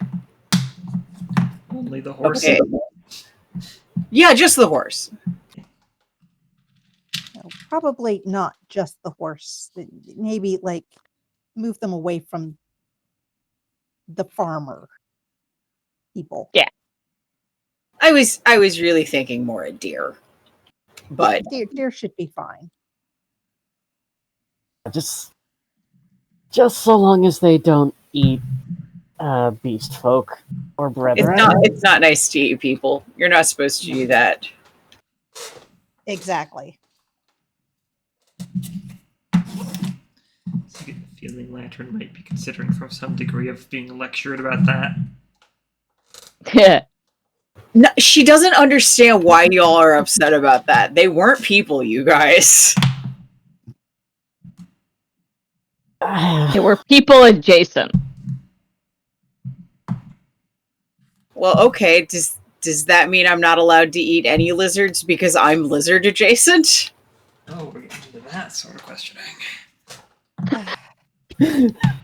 Exciting stuff, as always. Yes. Lantern mutters something to herself about birds eating other birds all the time while she goes off to check the reins or some shit. I don't actually know what goes into readying a wagon for travel, but she does, and that's what she does. Securing the yokes, tying, making sure the hyenas are appropriately tied down. Exactly, making sure that she doesn't have to, like, she does sort of, you see her pause momentarily as she is about to check the horseshoes and then realizes that, you know, hyenas don't typically wear shoes.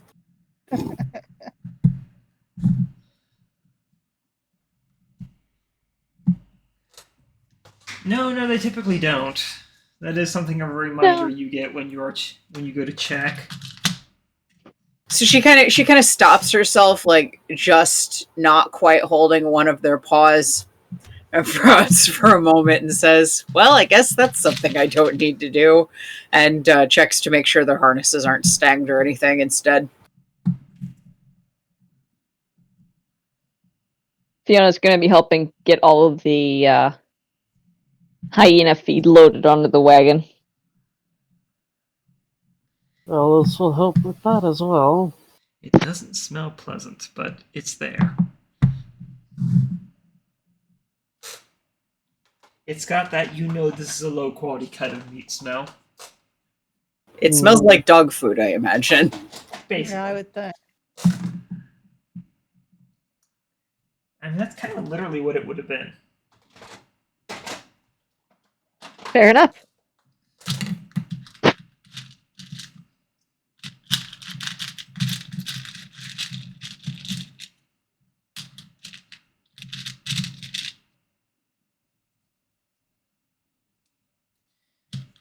Alright, and heading out. Yes. Lantern is delighted by how much faster these things run, and you hear her yell, "Woohoo!" as they gallop out of here. Once we get, I'll say, a couple of football fields away from the town, away from Mansque, Dori's going to say, "Can I knock now?" Yeah, we're probably far enough. Far enough away. And Bruno hands her the letter. Okay.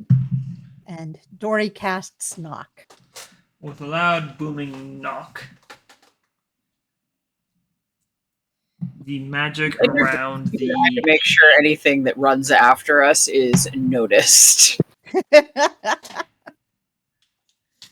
Thankfully, there isn't anyone. As said, the path you're currently going on is fairly clear. You do see off in the distance the merchant routes, a few merchant carts and whatnot, having to actually take a more. They're having to off-road basically. Mm. They're not happy about it. The horses aren't happy about it. Probably not. But now you are able to open up the letter in question. Rather than doing that in town. Yep. Yep. Bruno opens the letter, assuming it's been handed back to him. Are you wearing the goggles? Yes. Okay. It takes a second as you realize that this is not written in. This isn't written in a language you would immediately recognize until you cast the comprehend language.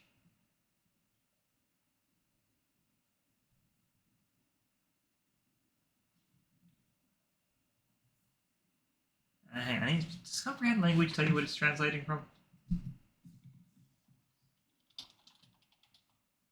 I don't know. I don't think you'd recognize this language.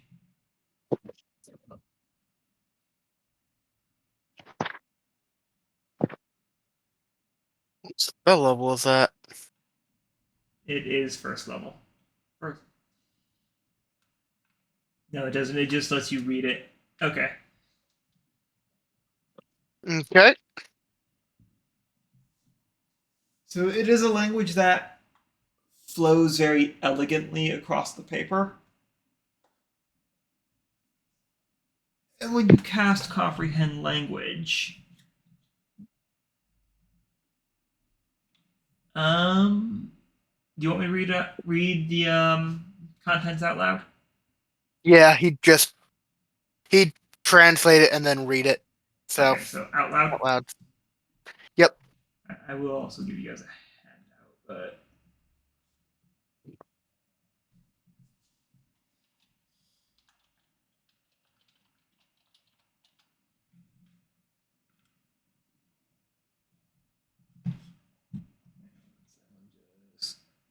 copy it from my notes into the handouts.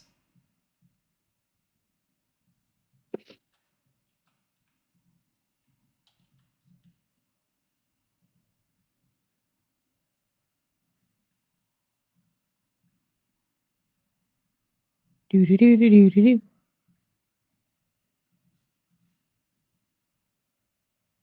What the heck? Behave. Alright, there we go. Handout says no.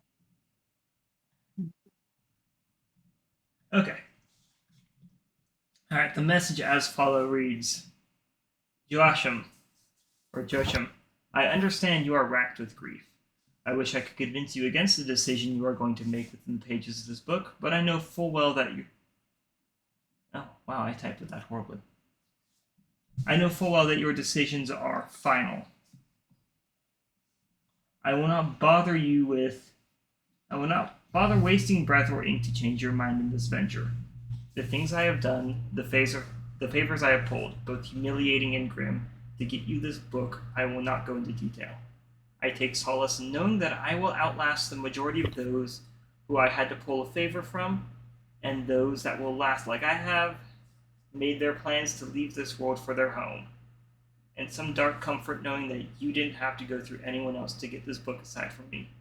And in that, my friend Joachim, I ask of you for 2 favors. Consider them as payment for the task rather than giving me gold, for no amount will suffice. The first is to forget about me, completely, to the point where you are incapable of even an utterance of my name in the privacy of your own dormitory. If you must pay a wizard to scrub your memories clean of me, I recommend it. The second, until you have perfected your sick task, you will keep your child far away from this work, far, far away from the work you are going to do and the book itself. I will have no further involvement in your spiral. Varkas. What Ooh. the fuck? Wow. Huh. The hell kind of book did you pick up? Apparently not a nice one. Apparently. Doesn't sound like nice person problems in there. No. Mm-mm. I'm starting to become more and more concerned that this thing involves draconic spells. Or dragon spells. Yeah. Well, I guess none of us know who Joaquin is. Joachim. How is that spelled? Because the only way I've been able to pronounce that, like... It's in the handout. Oh my god, it's right fucking there. I'm a genius. Everyone should be able to view it. Yeah, that's what that way you pronounce that name is Joaquin. Oh, Joaquin. Okay. Joachim. Okay.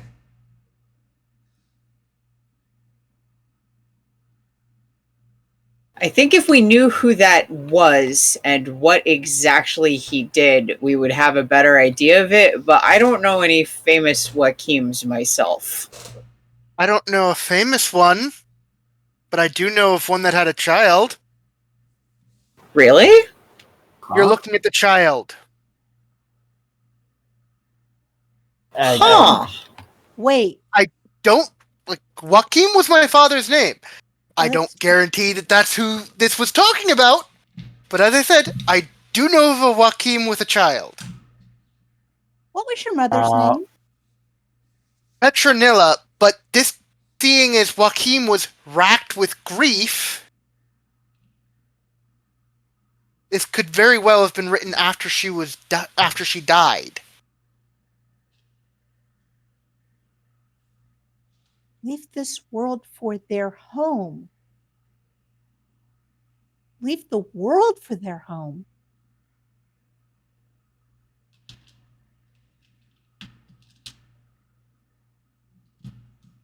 Wow, maybe it was you who was supposed to get it.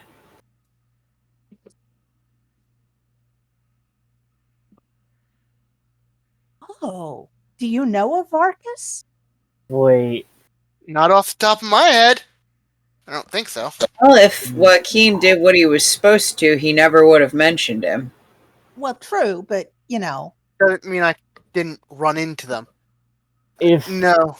Not The that I al- can think of. If the author of this letter,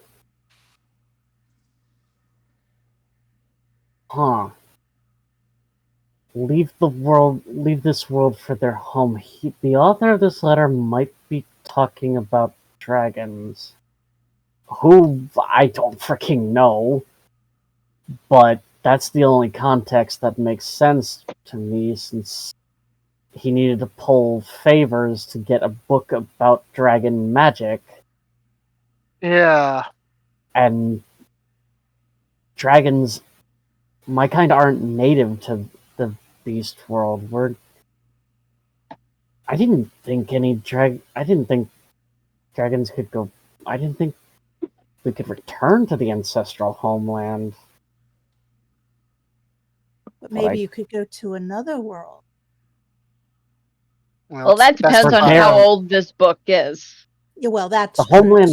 The home of dragons is the ancestral homeland. That's where my parents came from. That's where all dragons came from, as far as I know. But wow, this is. Yeah. Lantern sighs a bit dreamily, thinking of the ancestral draconic homeland, which she has never been to and knows nothing about. But she sure is picturing it. From what my parents told me, it's a crapshoot on whether you'll wind up in the domain of a nice dragon or an absolute bastard.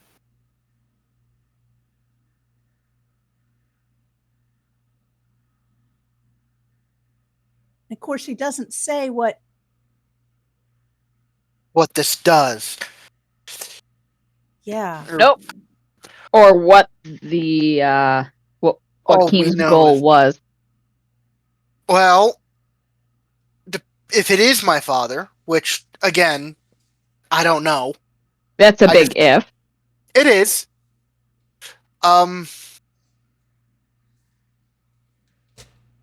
If this was written after I was born, which if it is, it's implied. It is. Then the goal is probably my mother's resurrection. She died giving birth to me. That's my father. He did not take her death well.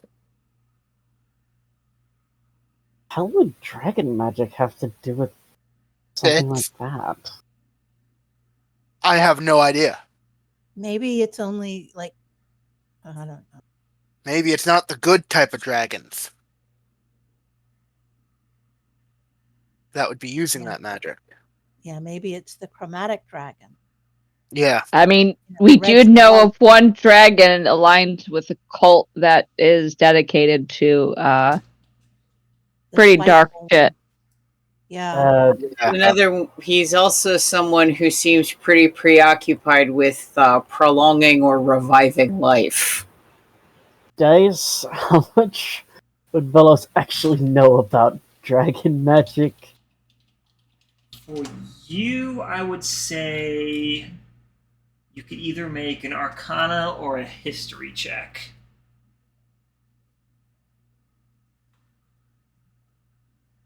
Check, but history is probably going to be the way I go. It doesn't matter. They're both bad.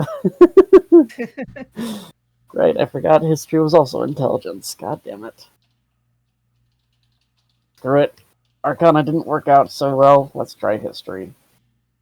And now I'm trying to remember what your father told me on his way out. 18. Didn't I get an 18 on the Arcana check last time too? What? I have no idea. Okay. You might have. I think you got a 17 plus 1. Yeah, the same exact roll. Well, you would know well enough that dragon magic can pull off some impressive feats. You don't know how far they can go, but You look to Lantern and you're reminded of the most impressive feat dragon magic has so far managed to pull off. Well, I don't know about bringing back the dead, or at least the long dead. But dragon magic can accomplish some incredible feats. Case in point, and Vellos would gesture to Lantern. Lantern at this point is going, that yellow bird looks just like a brown bird. Yes! You know, the miracle of creation and all that. Your miracle of creation is out there yelling at birds. Nice.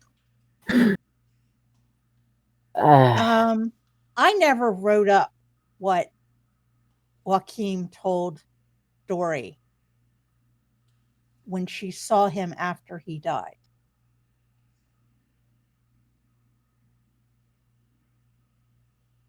I mean, I don't know. He just your powers were not far enough developed at that time to be able to properly talk to ghosts like you can now. You could see the echoes, but you could not talk to them at the time. Okay, so he didn't really talk to me. No. I just saw him basically, you know.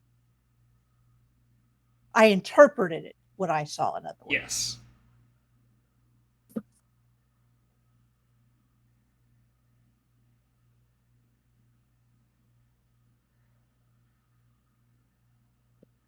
Yeah, I wish I knew. I wish I'd been able to talk to him as he left. That is not and never has been your fault. No, I'm not feeling guilty, Bruno. I'm just... So I'm guessing your dad is also no longer in the picture then. He was drafted into the Thieves' Army. He didn't make it back. No, he and my brother Bryce died in the same battle. And he is the first non-family member who came to say goodbye on their way out. Huh. I'm kind of, when a family member of mine dies, they stop and kind of say goodbye. As a reminder, you do not need a death to create a ghost. No, but that's how she has always interpreted what happens. Yeah. As far as, you know, it's the ghost. This is a common thing you see in people who are talking about ghosts, that there is frequently a family member who kind of gets the goodbye. And that's what I've leaned into as her backstory. That, you know, it's like a very, you know, basically like a goodbye and on. She doesn't really notice the other, or hasn't been given any other kind of visitation.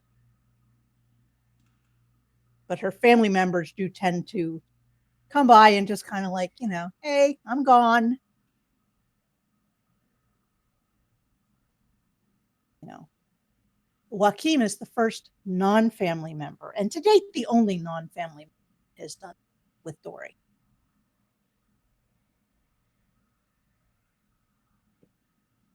So, which is one of the reasons, you know, she and Bruno got so close. Wasn't any military official notice that told me he was dead. I got that message from Dori. Yeah. Sometimes the real ghosts are the friends you make along the way. I did not just say that. Yeah. I mean, I told him, you know, he said goodbye and he loved him, and, you know, and I've kept an eye on him ever since. Mm-hmm. Well, then I think it's good that you got that, since it sounds like it is probably about your family and may help give some more information about that. And most people want that, right? Mm-hmm. Yeah. What a bizarre coincidence just to find that randomly. Yeah. Yeah. Right? There are two different people involved with Verasta in this group. Yeah, I wouldn't. I do not think any of this is a surprise. Yeah, no. Can I do a religion check to see if I think Verasta would do that? Go ahead. Alright. I'm actually curious how you say that'll go. Also depends on how well I do, but still. Yep.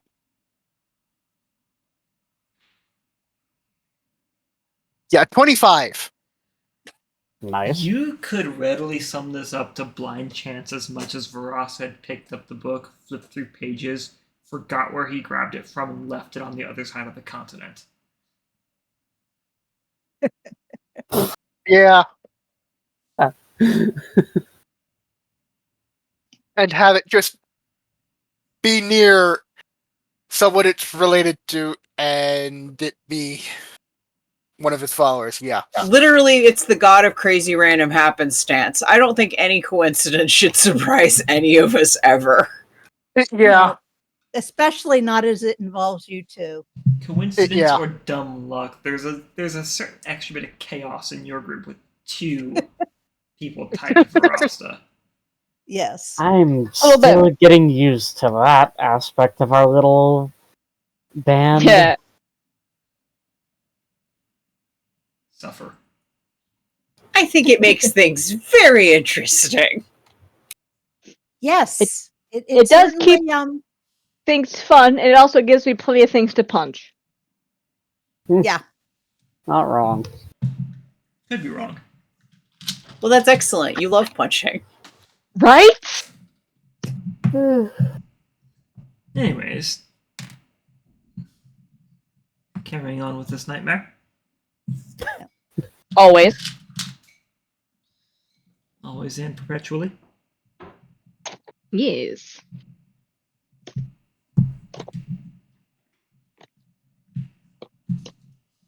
As we continue on the route to the dungeon.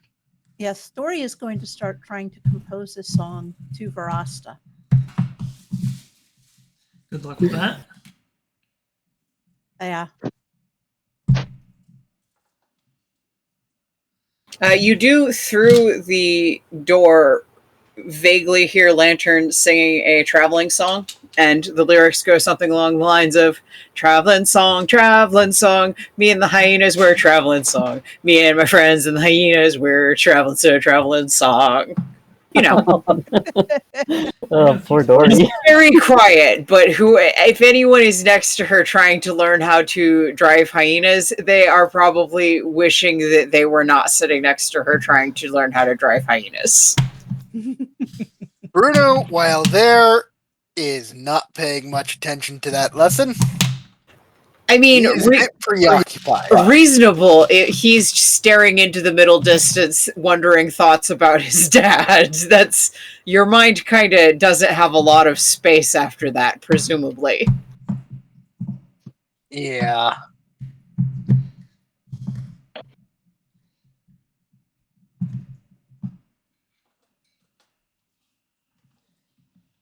Especially because, again, there is the chance, however slender, that this is a completely unrelated Joachim who has nothing to do with you, or your family, or anything.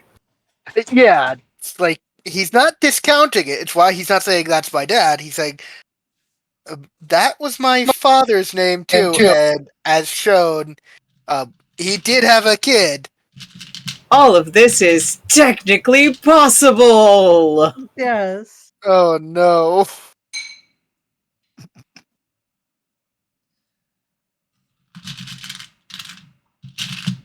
Dori will actually also keep an eye out for Bruno and make sure that he's not dwelling. That he doesn't need her to do something. Bruno, are you dwelling hard or hardly dwelling? Bruno is staring off into the middle distance, not quite sure what the hell he's saying. Yeah. He's dwelling hard, okay. Yeah. And Dori's not going to try to stop that because she thinks she probably needs a certain amount of it, but He's going to make sure that he's not Taking it to an extreme. hurting himself with. Fair. Yeah, save that for the monsters. Yep.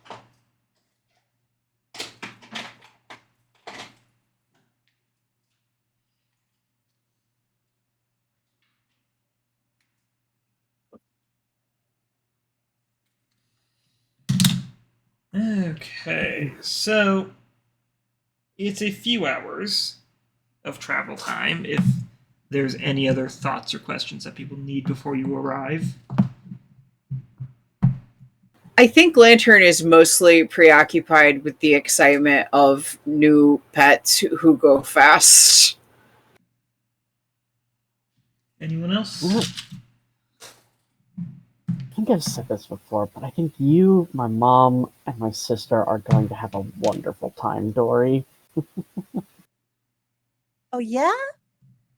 Yeah, they both love singing and dancing. Oh, that's fun. I like playing dance music. Also, according to my, might have mentioned this before, according to my folks' last letter, my sis managed to pick up this weird little brethren curio that projects her voice far distances. Oh, neat. Very Yeah, cool. it sounds neat. Sounds like it was a little irritating for my folks, or at least my dad. They have no idea where she got it. I imagine that if you were to scream into that, like really loud, it would echo everywhere. Yeah, it would probably not be fun. I can imagine that.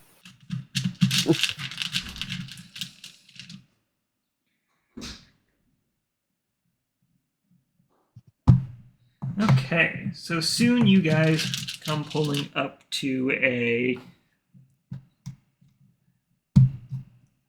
place.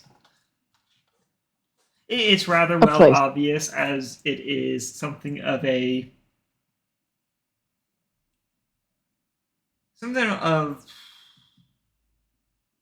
word escapes me. It's a small stone structure protruding out of the ground, kind of in the middle of the road. Yeah, I could see why that would be getting in everybody's way. Yeah. There is...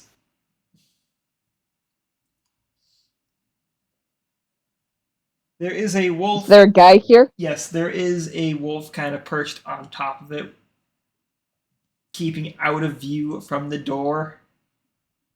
And as he looks to you guys, he calls out, "I hope you're the Delvers and not somebody who didn't catch the memo." We're Delvers, yes! Yes, we're the ones who were sent. Good, my friends have sent somebody. Okay. Awesome, I'm getting out of here. Yep.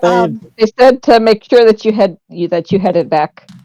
Yep, I was waiting till Delvers showed up and then left.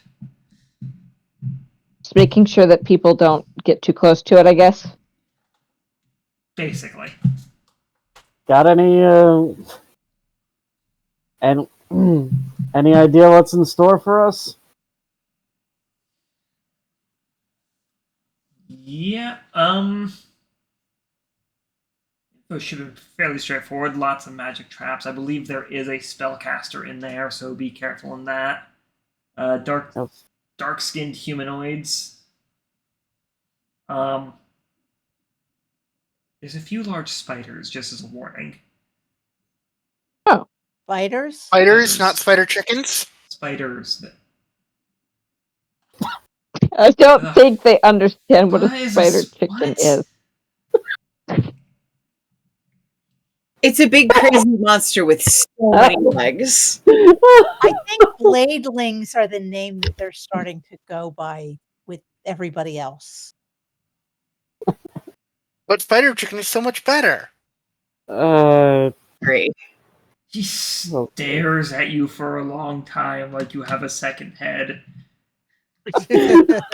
Do remember, his symbols of ferocity are very openly displayed, so... That doesn't change anything. No, it doesn't. But it does Vellos mean is, people get warning about what they're dealing with him. Vellos is just openly laughing at this ridiculousness. Do you care to explain this stupidity? It's It's stupidity. it's a nickname our group gave to these large, Newish late, entities showing up in dungeons. yeah, big insects, like- lots of sharp points and spikes. Hang on, I knew I recognized you, he says, pointing towards Dori. As he kind of reaches on his person before pulling out a small little booklet and opens it. Yeah, you guys were one of the ones who helped. I question your choice of people helping, a dungeoneer, but I guess somebody's got to be the scholars here. Dungeoneer? You all would recognize the term dungeoneers in regard to anybody who's a little more fanatic in the nature of the dungeons. Typical belief being as a god. Oh, Our scholarly friend, for example. Yes, your scholarly friend who went by Varkas, as was listed in the magazine. Oh my god. Oh god. Oh my god. Oh, Yes, We yes, need to that was contact our him. group. He paid us very well. yes. Yep. And we need to contact him about something else. Thank you for the reminder. Like now. Yes. Yes, we need to find out. We need to double check some certain things with him. Okay. I hope he got my spider chicken drawings that I mailed him. You And all of the diagram copies. I guess you guys take care of that, he says, as he casts a spell, he casts from a scroll, which creates a ethereal horse, which he climbs on top of and starts taking off in the direction of Mansque.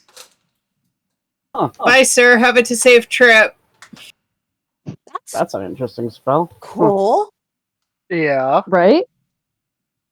And now we have a Anyway. lead on Varkas. So Varkas, Yep. it's a little coincidental that we have met someone who goes by the alias Varkas, while also kind of having someone whose father was named Hakim. Hey, I have a question. Dori, you saw Wepajet's handwriting while he was working in his laboratory, did you not? Does it look anything like this? Dice? Yes. Yeah. Then that is probably him. Put it. Yeah, Especially because that is someone who will outlive most of the people he had to call in favors with. Yes. Yes. Yeah, he would. All Yeah. right. Looks like we're contacting. Well, it looks like we're not necessarily going straight to Del Turno. We're going to wherever Wapajet is. I'm going to be That's continually if a surprised by Wapajet these- wants to meet with us. Well, Because regarding the note, he didn't seem very eager to want to have anything further to do with anything about it. yeah, Yes. But I deserve to know that my father was up to something stupid. If he was And even whether your father I'm that he going was to be talking dealing about. with any of the consequences. Yes, we're going to He be also confirming seemed whether he is. He also seemed particularly keen on keeping protecting. On protecting Ye- the kid from whatever it is. But with the father now dead, if he incurred any debts himself with this, who's to say those people aren't going to try and force those debts on the kid? Fair. Especially with something shady. I Yeah, want to they know might have whether just I been have to waiting for worry you about to that. throw up. Exactly. I want to know whether I need to be worrying about that. Fair enough. Something like this, you definitely deserve answers regardless. Oh, yeah. Well, deserve is maybe pushing it. Want is, however, definitely a valid word here. Yes, definitely. Indeed. Oh I'm- my god. I'm going to be continually surprised by these bizarre coincidences, but Whatever. Again, there are two different people in this party with affiliations to Verasta. I do not know why anyone is ever surprised by anything. Agreed. Yeah. Logically, I understand Also, you that, guys but keep it's... calling him a Wapajet. It's a Wepajet. It's an E, not an A. Wepajet. Oops. Sorry. The fact that I got most of the syllables correct is impressive to me. Anyway, logically, I get that. It's still a little head spinning for me. Yeah. Yeah. Not literally, Lantern. She closes her mouth.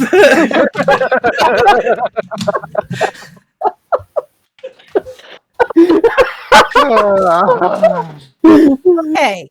We have a dungeon that we have to take care of. Right. Yeah. Yes, let's take care of the dungeon first, and when we get back to town, we can start figuring things out. I'm looking for a Wepajet. Yep. But for right now, we have a cave full of big, weird humanoids. Yeah. Gray, black-eyed humanoids. The lighting is Yep. dimly lit with torches that glow a pale color in the entryway. Do we have a normal amount of sight? More or less. I mean, if you have, say, dark vision or low light vision, you'll have better degrees of sight. Well, yeah. Okay. Doing. Basically, the environment is dimly lit.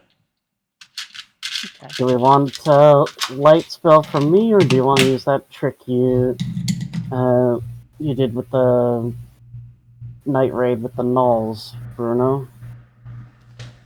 How long do we think it's gonna last? How long does that spell last? You mean the ability? It's 1 hour. Yeah. Okay, then we should probably use the light spell for now. Yeah. So that's a cantrip. But also, this Yep, is just dim that's lighting, cantrip. so it's not like you're going into an environment that you can't Darkness. see. Yeah. The light spell will help us notice things more easily. And it's not like we're going to be very stealthy regardless. Clank, clank. The light spell will help the ones who do not have dark or dark and or low light vision. Yeah. Alright.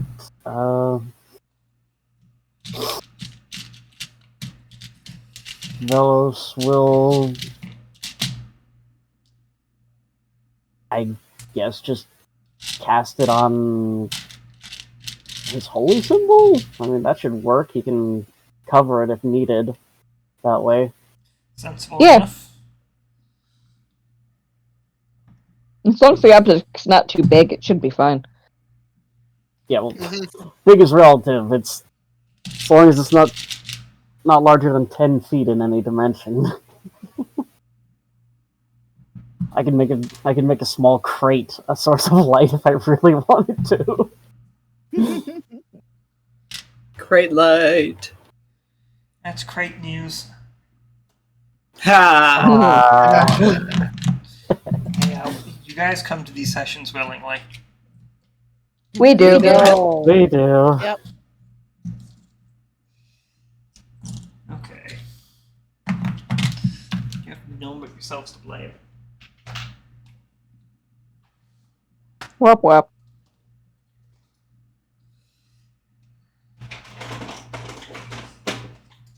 Sorry for the delay, but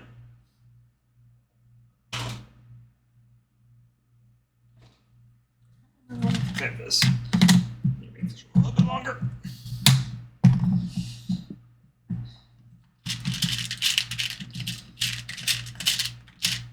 A delay? Oh no. I'm straight to there.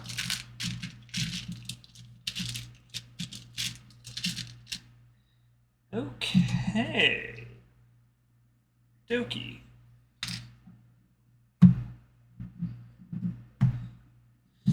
plot thickens.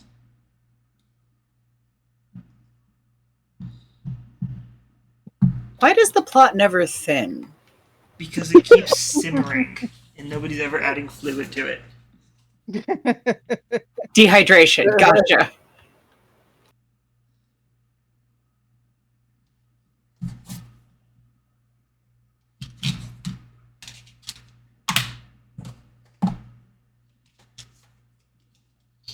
Actually, no. Where did my pillars go?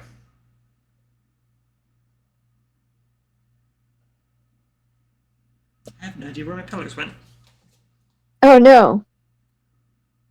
Pillars come back. Oh, here they are. Pillars come back.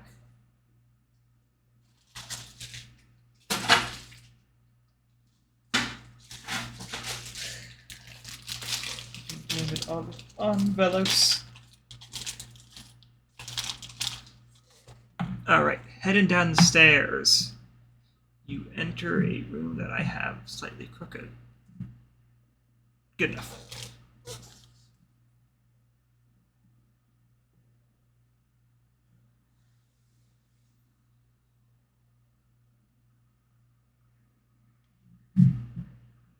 Alright.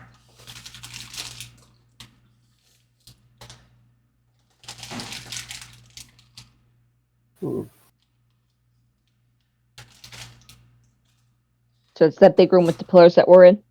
What was that? It's the big room with the pillars that we're in. Yes. Okay. Vellos, please let go, Fiona. In this case, it wasn't his It's wings. not- Fiona, your tail got stuck on his base. I didn't know it was prehensile. I'm sorry. You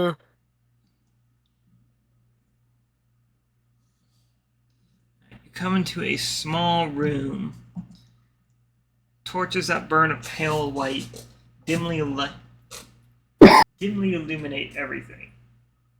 Before you is a door here and here. You have two pillars with a rough texturing to them that looks more of a carved pattern than any sort of natural roughness from the stone.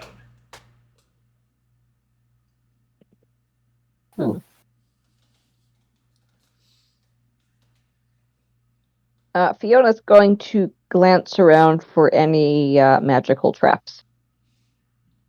Dori's going to check the pillars to see if there's Okay, any. since you are glancing around, go ahead and give me a perception check, Fiona. Okay. And then when she's doing that, what was that, Dori? Dori's going to walk over to the pillar on the west and see if she sees any symbols or anything on the. Go ahead and give me an investigation check. Ooh, that's a 19 from Fiona. At a standing look around the room, scanning with your eyes, you are not seeing anything that strikes out as you. As a trap. I'm not seeing anything that looks obviously like a trap. Yeah. Still be careful, though. Yeah. On a 9 investigation, that is just a rough. That is just a rough pillar. Okay. Once she decides that she's not going to see anything on that pillar, she's going to go over to the east pillar and see if that's the one with the symbols on it. And well, hang on, before we do that, what's everyone else doing? Vellos is probably being more thorough in checking for traps, especially towards the doors and the doorways and stuff. Which doorway? Since you're doing a more thorough examination, I need to know where you're going to be. Probably the southern doorway. All right, go ahead and give me an investigation check. Okay. Bruno, lantern.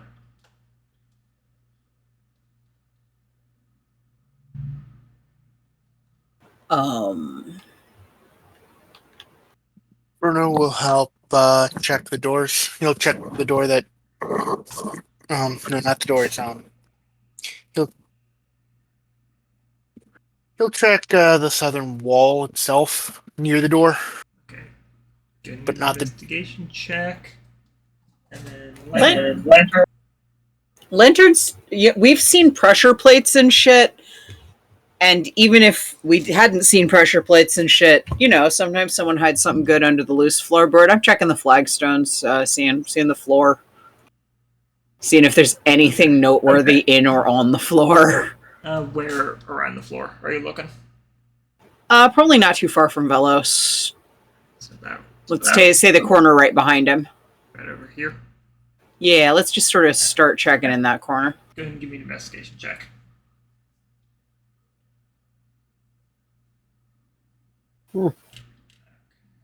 Not the best investigations so far.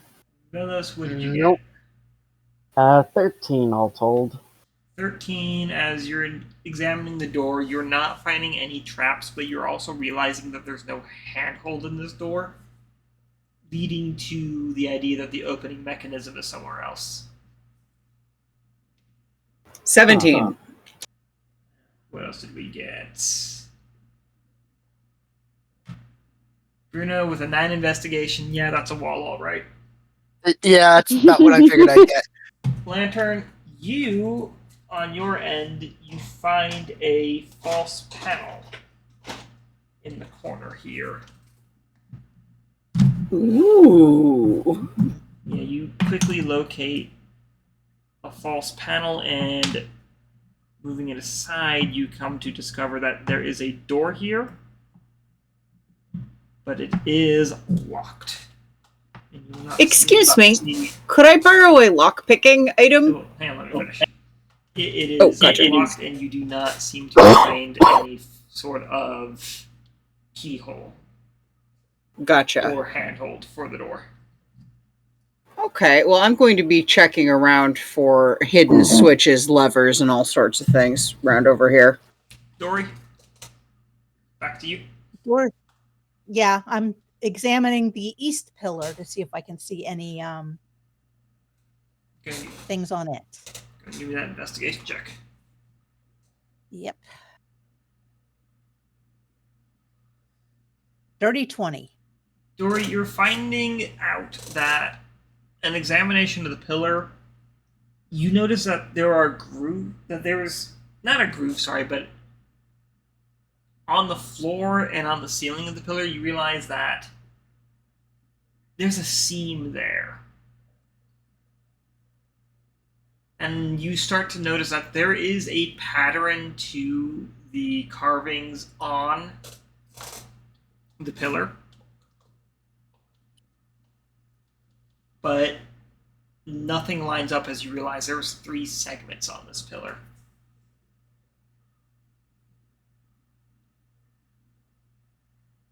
So it's like there's like a bottom, a top, and a middle Yes. to the pillar.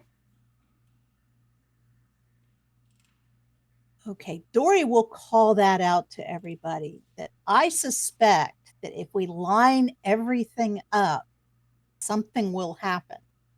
I think I found a secret door, but it doesn't have a lock or handle. Well, So one of the things we are looking for, if it is a secret door, I can tell you where that is. Yeah, the door I was checking out has no obvious lock or handle either, so must open do from we want somewhere to else. try lining things up here? Well, Sure. we can try to see if they even move. Okay. Dori's going to try to turn the. Turn. She's going to start with the middle.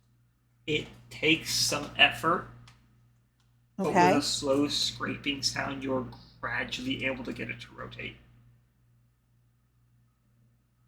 And she's got a decent strength. So. Fiona will she, come to help as well. Yeah, she gets everything lined up with the grooves in the ceiling and the floor.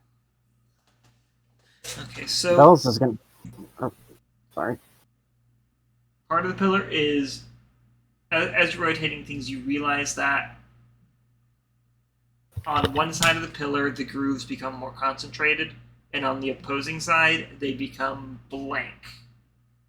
Like the last eighth of the pillar is completely untouched with any sort of grooves. Okay. So which direction are you going to have those grooves pointing in as you line things up? I'm going to have them point to the one with the grooves closer together. Well, yes, I mean, you can rotate the entire you can rotate all three segments of the pillar, so which way are you having the grooves pointing? Oh, I'm going to call, do I point them towards Lantern's hidden door or Velos's obvious door? Well, let's Hidden door. go with the hidden door first. Okay, so she's going to try pointing all the grooves towards Lantern's hidden door. As you do that, nothing seems to happen. Vellos is gonna check out the other pillar that the Dori looked at. one. Yeah, the other one that Dori looked at. See if he can see if it's similar to the Now that he kind of Yeah. knows what we're looking for. yeah. Go ahead and give me another investigation check. Bruno will check to see if there's any hints in general along the walls, rather than a specific spot on the wall. Okay. You can go ahead and give me a perception check. Perception. Okay. I'm better with those than I am with investigation. Vellos, you are finding the fact that yes, this pillar is very similar to the other one. That is much better. And Bruno, you're not seeing too much, but you are seeing a nice spider motif along the walls the closer you look. Motif? They aren't actual spiders? Correct, it is a motif. Okay. It is part of the stone. Okay. Well, Vellos is gonna try to move this pillar and see if he can line up the grooves in the same direction towards Lantern's door. Right, as that you does anything. do that, nothing still seems to happen. Huh. Vellos, you want to try pointing them at each other? Were you We can both do that. pointing them at the same door, or? Yes, No, both pointing at the point same the- door. Well, we No, had it's- them, we Dori. had them both pointing towards the hidden door. Okay. So we can either have them both pointing to the obvious door or have them pointing at each other. Or There is a it door has over here to as be well. like- Oh, there's a door over there as well. Wasn't Yeah. sure how Pointing visible at it was. each other Just want to make that first. clear. All right, which one was Try that? pointing them at each other first. I said, well, I'm talking to Vellos. Try pointing them at each other first. Sure. Okay, we'll try that. Okay, as you turn the pillars to point at each other, you hear a loud click, or an audible click, come over from here. Is the door open? Does anybody want to check? Yes. Dori will go over and check. That was like 3 people at once. What was that? Or at least somebody left their mic open. Lantern and Dori said they both were going to check. Okay. So, not tripping over each other. You do find that with some effort, this door can be pushed open. Well, let's exert that effort. Yep. Okay. Mm. Pushing open that door.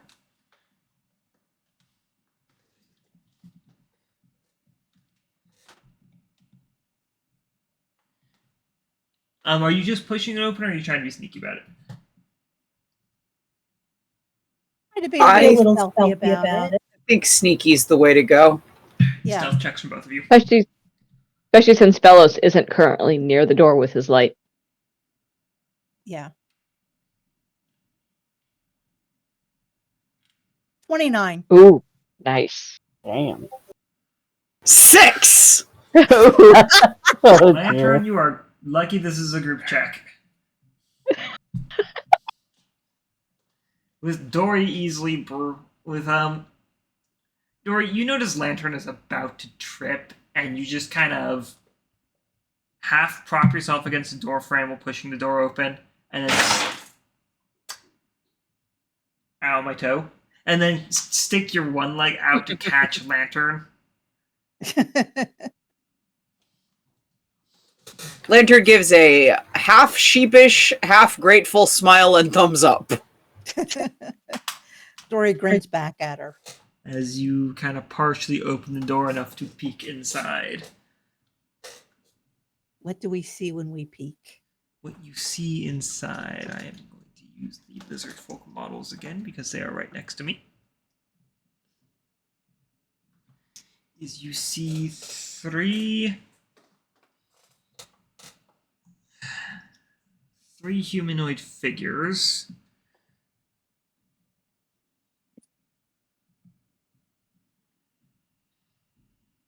Just kind of standing around, as dungeon monsters are wont to do.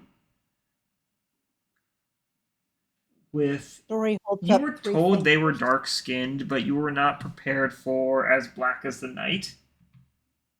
With pale hair.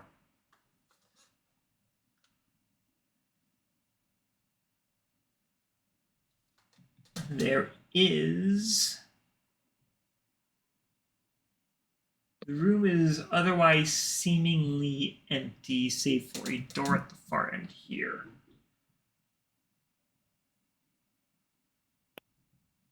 Dori will hold up three fingers and kind of give everybody a, do I go in look? Fiona will shake her head no. Dori will kind of pantomime close the door.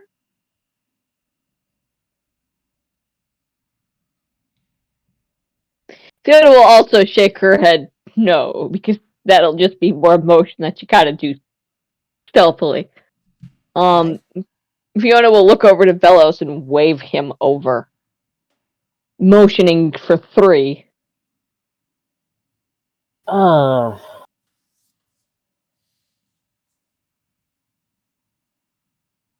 you want Vellos to try to cover the light? Or do you not really? Fiona can sneak over to the door so that she's kind of between Dori, Lantern, and anything in there. As she waits for Vellos to come over, because she knows as soon as Vellos comes over, we're going to attract their attention. But she doesn't want Lantern and Dori to be the first thing those things rush at. We are not the tanks. Fair enough. Yeah, well, Vellos Dori will step aside and let Fiona take point. Once he's given the signal, Vellos is gonna... he knows stealth is not his forte. He is coming prepared for a fight. Coming brick wall.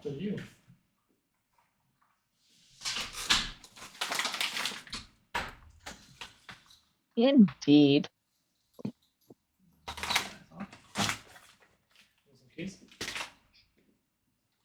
Okay, so how are you guys moving again? Sorry.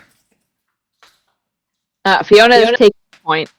Okay, Fiona's taking point, and then... Let's see. Lantern just needs to be able to cast Moonbeam, honestly, so she's going to be, like, towards the back, probably. Vellos will probably be directly behind Fiona. Yeah, Dori will be, like, right to the side of the door. Okay. Okay, so Dori over here. That is Bruno right there. Dori over here. Fiona right here. Kind of deal. Lantern, where she's currently at.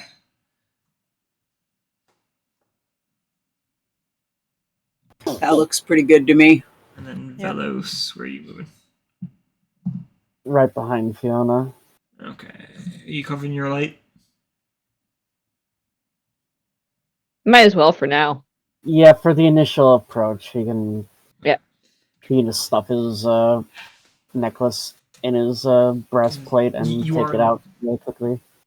Just to clear up the concern, you are in dim light, so you're not at disadvantage for attack rolls.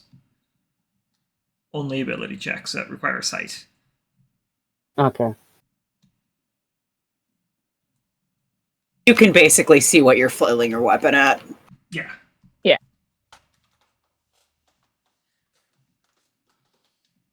But if you're going to do more investigating, you'll have to take your light back out. Yep. Alright, so how are we approaching this situation?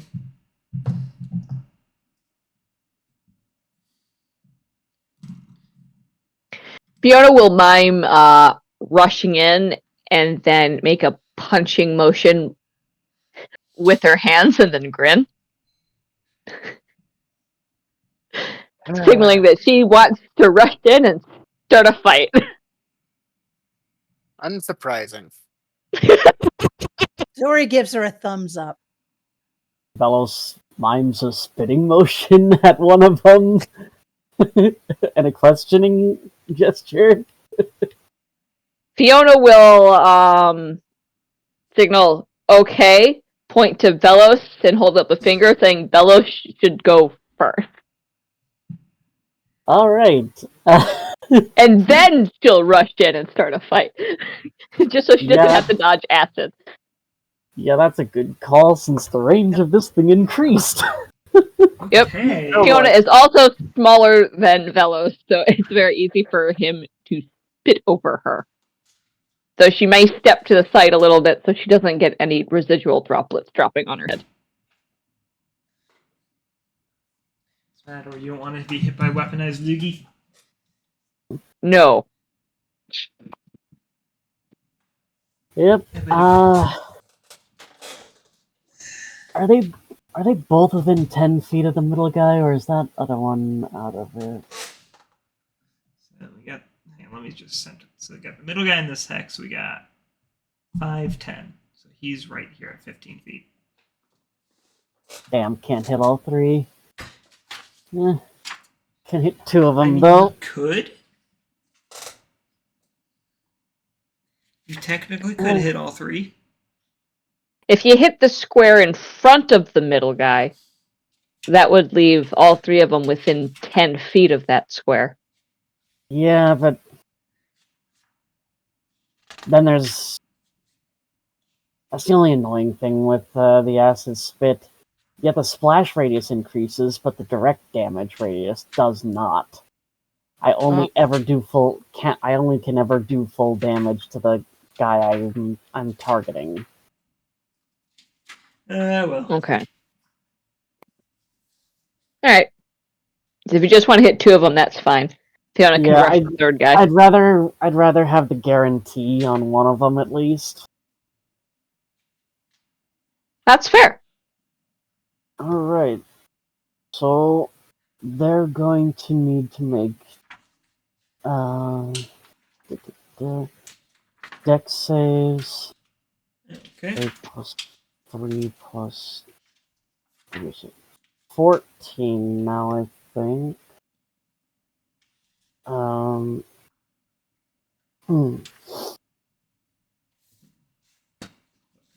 now I roll 8 d4s of acid.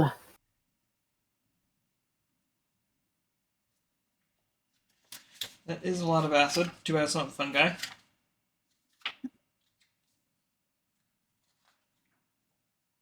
That gives me an idea. And we'll do it later. Don't worry, you don't need to have to panic.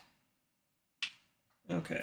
That's kind of average / low. Oh well.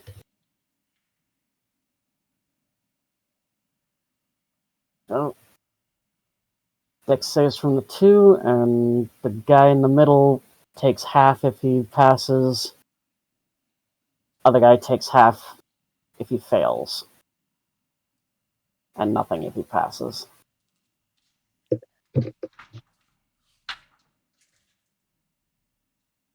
Alright, that's easy enough. Okay. Let's see here. First one rolls a dirty 20. Pass. So that would be that guy in the middle who got the dirty 20. What's your save? 14 for this now. And this guy rolled an 8. Oh, so they both take half damage. They both take 8 acid. Oh, and any objects within that radius too. So it doesn't look like it. Yeah, this thing also damages objects within the radius. Okay, so there's no objects in the area that you see. Yeah. You know, you didn't have to take me seriously when I did that. Just double checking because it actually deals double damage to objects. Yep. No, I know. You have a siege weapon in your gut first and foremost. Yeah, this is extra strength acid. When you absolutely need to scour things clean. However, not sure clean is the right word here. However, it's just for when you want to scour things. For you, heartburn is extra horrific. A little bit. Okay, so doors open. Oh, it's actually objects and structures. Okay, and then that Fiona would loud an attack as is kind of botches your you didn't stealth roll when doing that. You just kind of pushed the door open and vomited. So that's kind of the surprise round. That's fair. Yeah. So go ahead and give me initiative checks. It was definitely surprising for them. Right? Yeah. Yep. And better for him to do that while Fiona's not in the middle of them. Yep. Mm-hmm. Ugh. Oh, Dori. Ooh. I don't like the sound. Well, I kind of like the sound of that. Don't like the sound of that. Yeah, Dori's got a crap initiative on this round. Yeah. Which is unusual for her. Hers is usually pretty decent. Fiona's is average. It is weird to see Vellos going first among our group. Usually you don't want a cleric doing that. True. Whereas he is more of a frontliner cleric, so. Unfortunately, I'm only 2 points behind you. That's a little more of a problem. Yeah, I'm the healer. I'm supposed to be going last. Okay. All right, initiatives. I believe that was everyone. Yep. All right. Yeah. 25 to 20. No. Nobody. Okay. Not that kind of roll. Got it.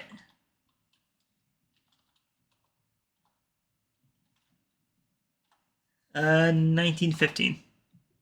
17. 15. Okay.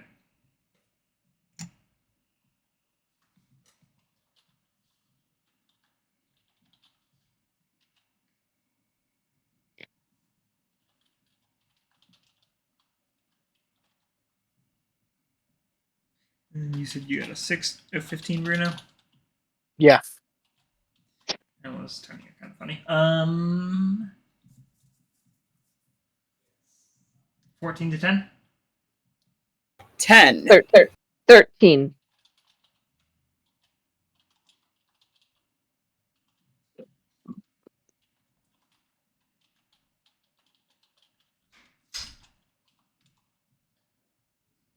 And then 9 to 5? 5. Oh, okay. Did you roll a 1? Yes. Yep. Oh dear. That is exactly what I rolled. Oh dear. Okay. Not the worst. Not the best. Not the worst. I'm hoping that's the only one I roll. Not the best. Not the worst. It's probably fine.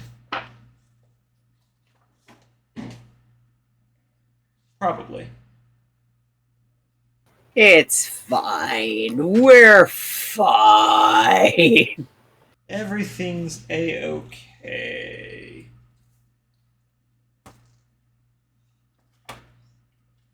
One second here.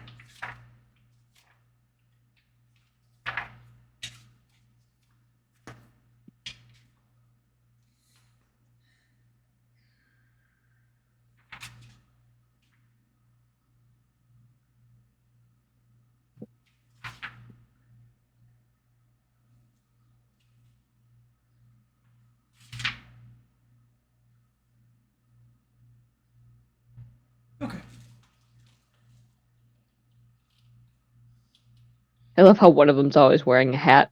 I mean, it helps me keep track of them.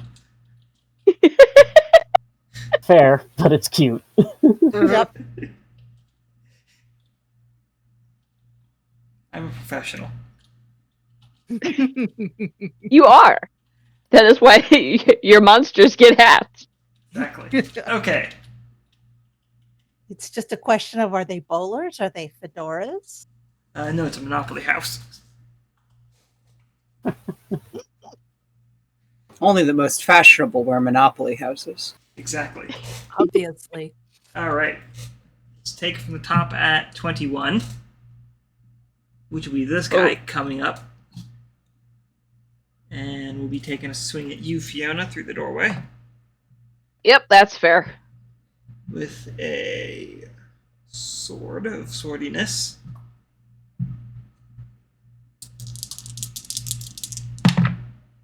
Oh, that's a 9. That's a no. Yeah, I kind of figured. Can't fault me for trying. I mean, no, I can't. Vellos, your What? turn. Right. Oh, only one attack. Fiona is not used to that. Hmm, She got used Yeah. to Knowles. Can't really move through the doorway or get close enough to attack him. In that case, we're just going to use Guiding Bolt at first level on the guy in front of him. Okay. Go ahead and roll to attack. Ranged spell attack. That uses my wisdom, I think.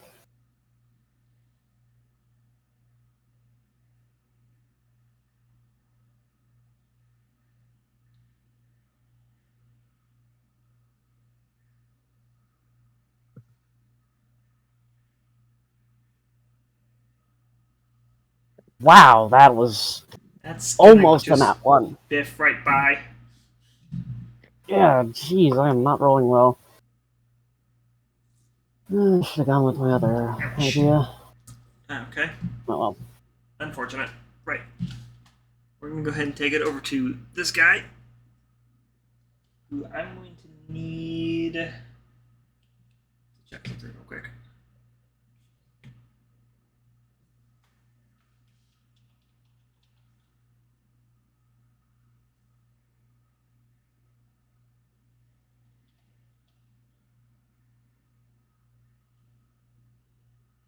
Okay.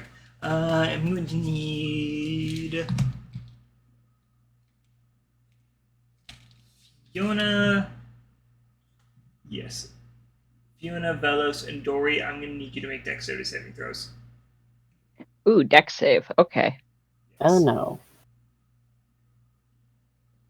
As blue and pink flames erupt around you. Ooh.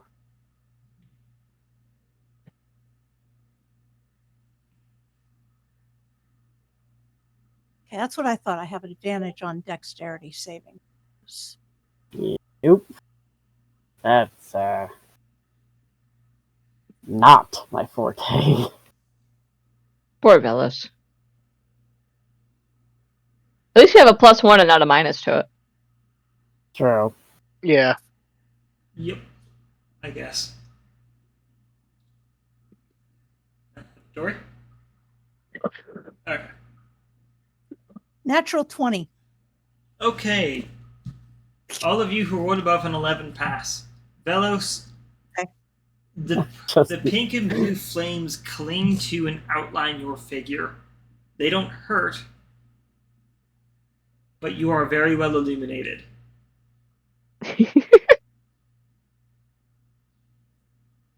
You've been illuminated. Well, that's just annoying. And that takes things over to Bruno. Bruno is going to do something that he forgot to do earlier. He's going to cast Aid. Okay. He's gonna hit. See himself. I think Dori, and who's the other one that's low on Lantern. that? And Lantern. Okay. As a reminder, please make a note of your unaid affected max HP. What does aid do again? It increases you your max plus HP by 5. 5. Yeah. Okay. So Okay. please make a note of your max HP without the effective aid. Yeah. Okay. Yeah, because I'm casting it at 2nd level instead of 3rd level. How much does it increase by? For every level above 2nd, it increases by 5. So if I did it at 3rd level, it would be 10. But I'm doing it at 2nd. Why is there a copy of Dori's character sheet? How did I end up doing that? Because magic. Weird.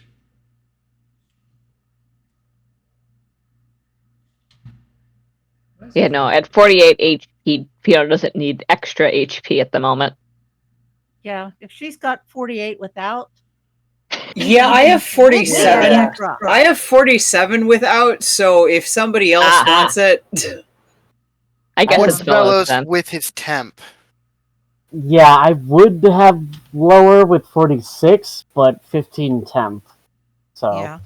Okay, so yeah. Oh. So, yeah, no, it is still...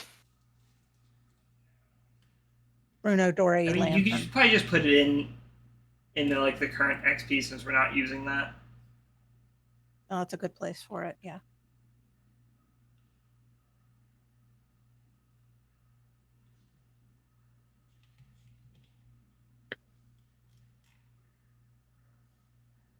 Oh, yeah.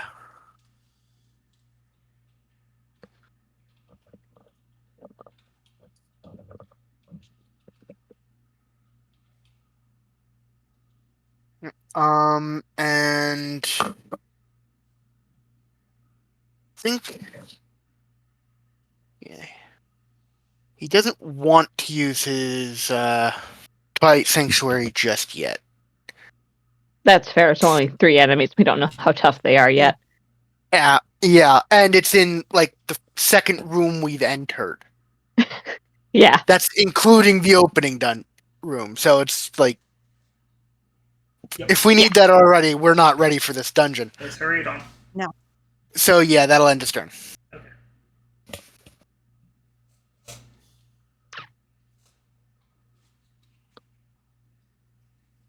Okay, so that's going to go ahead and take things over to Fiona. All right. Well, Fiona's got this guy in front of her, see? Yes, you do. And she has a short sword and a good fist. She can also now attack twice. She can also do that, yes. Yes, because she now has her extra attack. So does that mean I attack twice with the sword, or just hit with the sword and then with the fist and then bonus action attack again? It's your call how you want to build up your multi-attacks. Okay. Because it just means you can make the attack action twice. So you could, 2 unarmed strikes, an armed and unarmed strike. Since your fists are not considered offhand attacks. True. Alright, well, she's going to start with the short sword.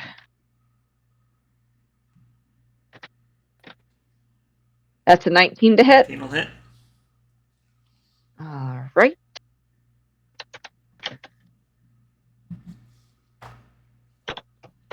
Five. Oh, that's only 6 points of piercing damage. That's not bad. It's actually, no, that's a 1. Never mind, that is bad. Yeah. I redact that statement. Then she'll follow it up with a punch for 25 to hit. Yeah, that'll hit. Alright. And my punches are doing 1d6s now. Yep.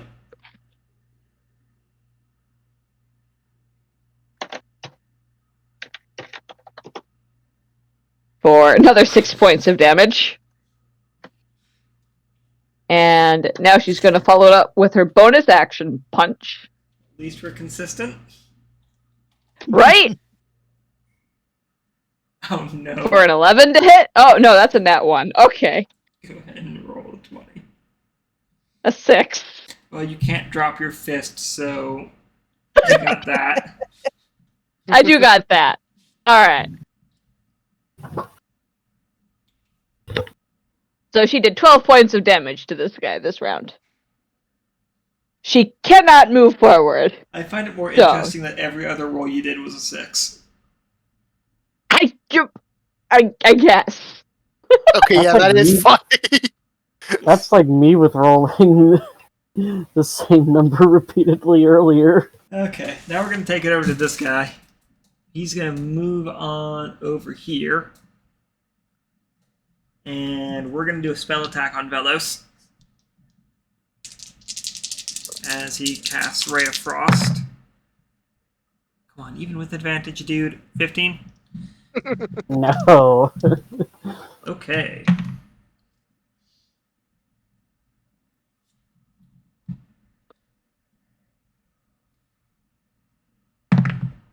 Well, you know, the good thing about Fiona being in the door is she's short, so everyone can see over her.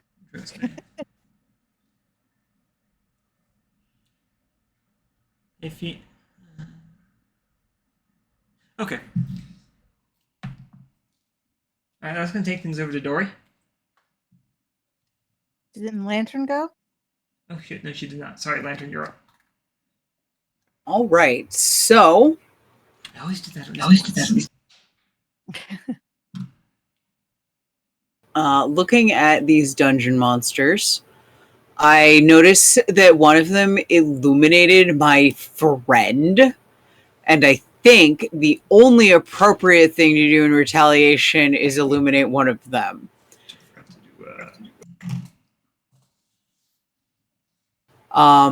Unless I cannot quite tell, is the one closest to the wall by the guy with the hat on? Is that also an enemy? This guy is not. I would like to cast Moonbeam right in between those two that are close to each other. Okay. Where at? Which side? Well, actually, from where you're standing, you probably see this side. Yeah, I can't see it at all. Wherever it'll hit both of them is A-okay by me. Right, So I'm going to cast that. Ooh. Cooking with the gods once again. Yeah. Hey, whatever burns through your spell slots quickly is fine by me.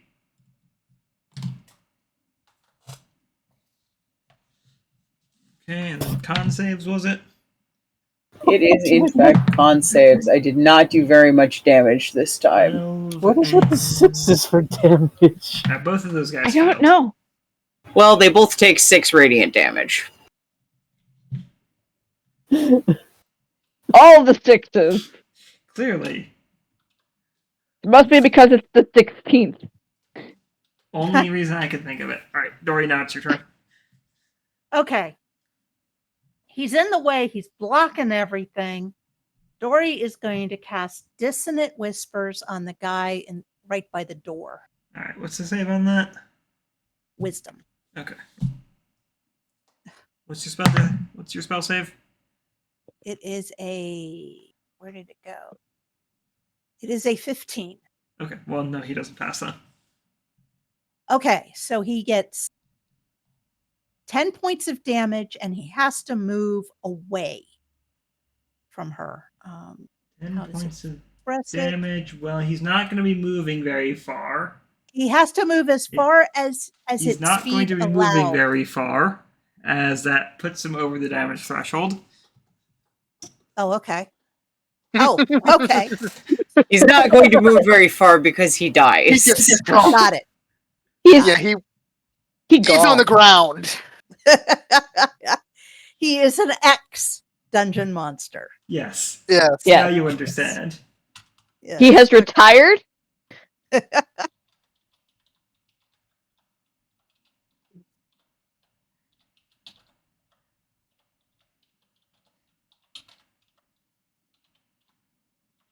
And that's her turn. Okay.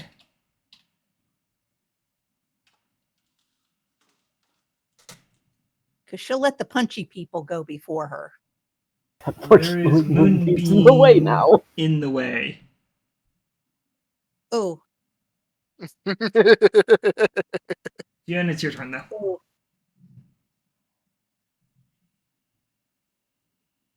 Wait, my turn? Sorry, Vellos, it's your turn. I'm used to you going first.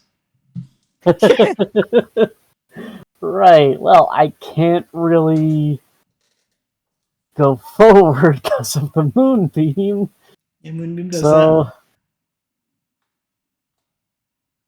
instead, we are going to.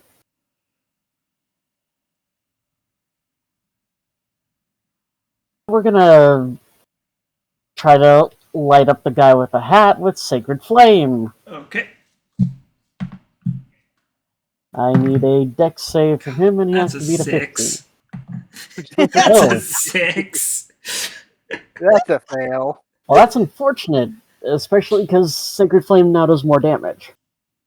So watch your roll a 6. I swear. Now that you've said that, watch.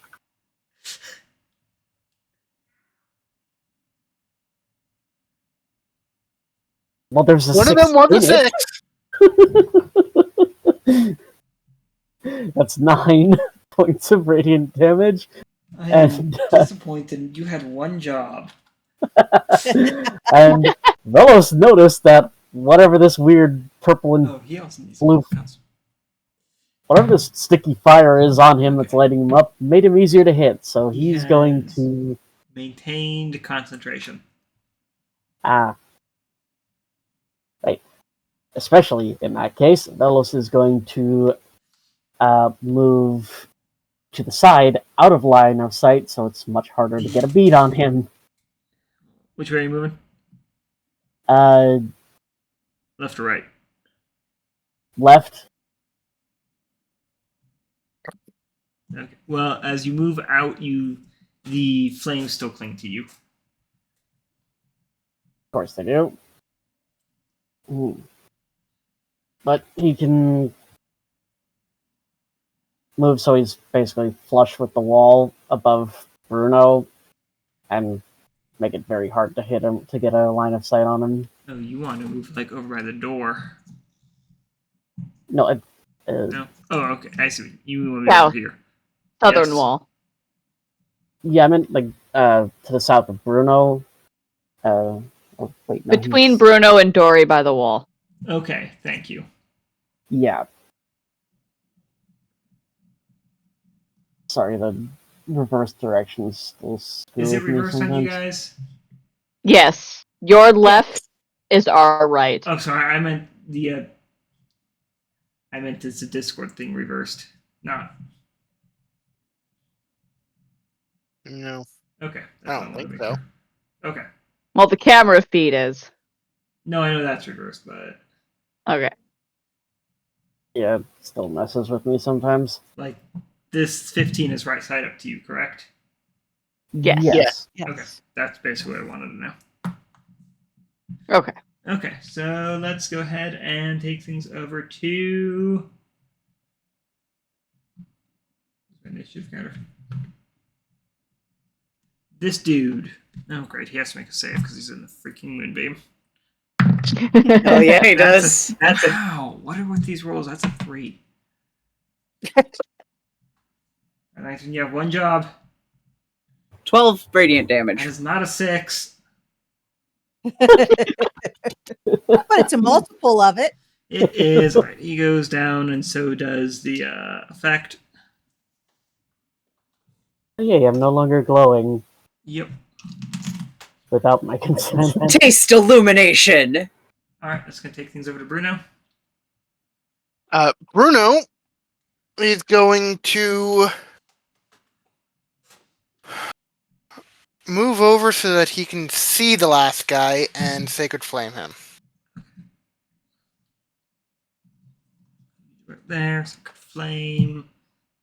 Dex save 13. Nope. Okay. He needed a 15, so. Unfortunate. Oh, whoops. How much damage are we looking at? Alright, 2d8.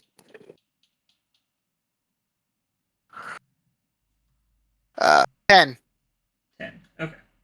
I rolled 2 5s. I guess we're done with the 6s. Okay.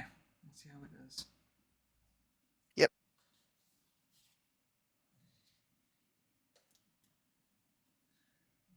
And that'll end Bruno's turn. Alright, and that's going to take things to Fiona. Well, there is unfortunately a moonbeam in front of her. There is, yes.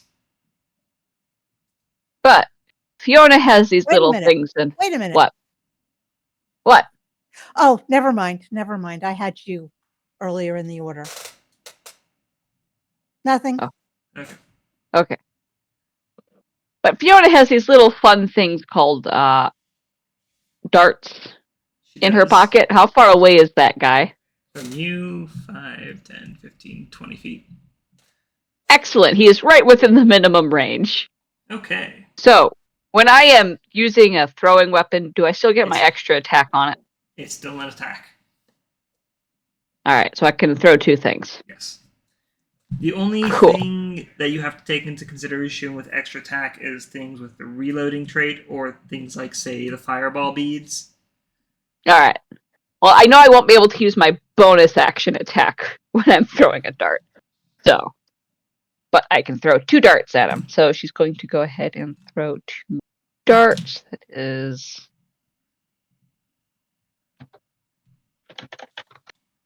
It's like the beads of fireball. a 23 to hit. 23 will hit. But like the beads of fireball is an action to take off a bead and throw it. As an example. Ow. That is 8 points of piercing damage on that first dart. Full dart damage. That's unusual. And the second attack. That is a 19 to hit on the second dart. And that'll hit. That is, another 8 points of piercing damage on that second dart. Okay. And I guess using her bonus action, she will go ahead and turn to Lantern and say, the last guy is about 10 feet further into the room if you want to move the moonbeam so we can little long for a enter. bonus action.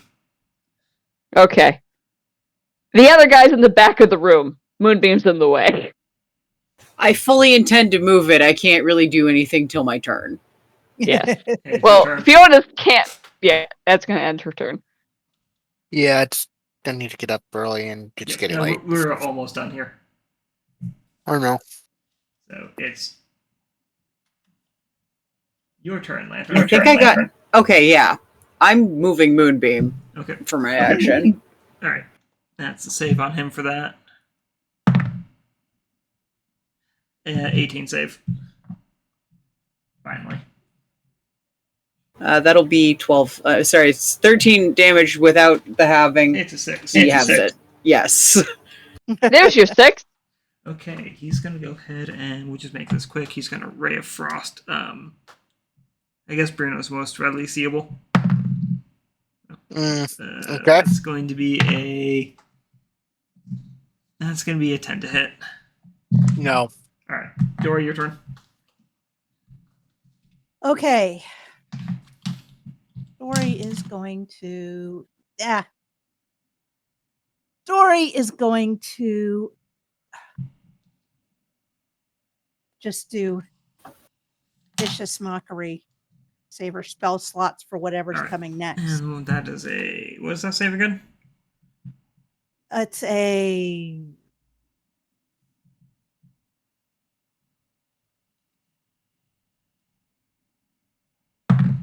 A wisdom save. Alright, that's 10. So that doesn't succeed. You need a 15. Where's my vicious mark?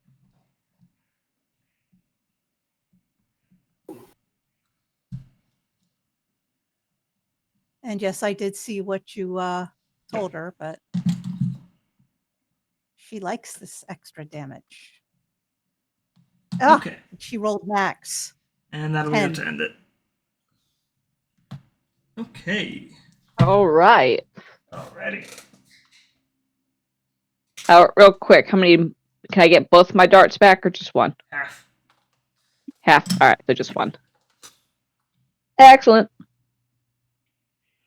I like these darts. They just don't have a great range. Okay, so excellent session, everyone. With mystery Mhm. stickening. Yep. All right. Well, if we're ending here, I've got to go. I've got to be up way too soon. I will see you all. Have a good night, everyone. Bruno, go sleep. Right. He runs away. Good night, everyone. Good night, everyone.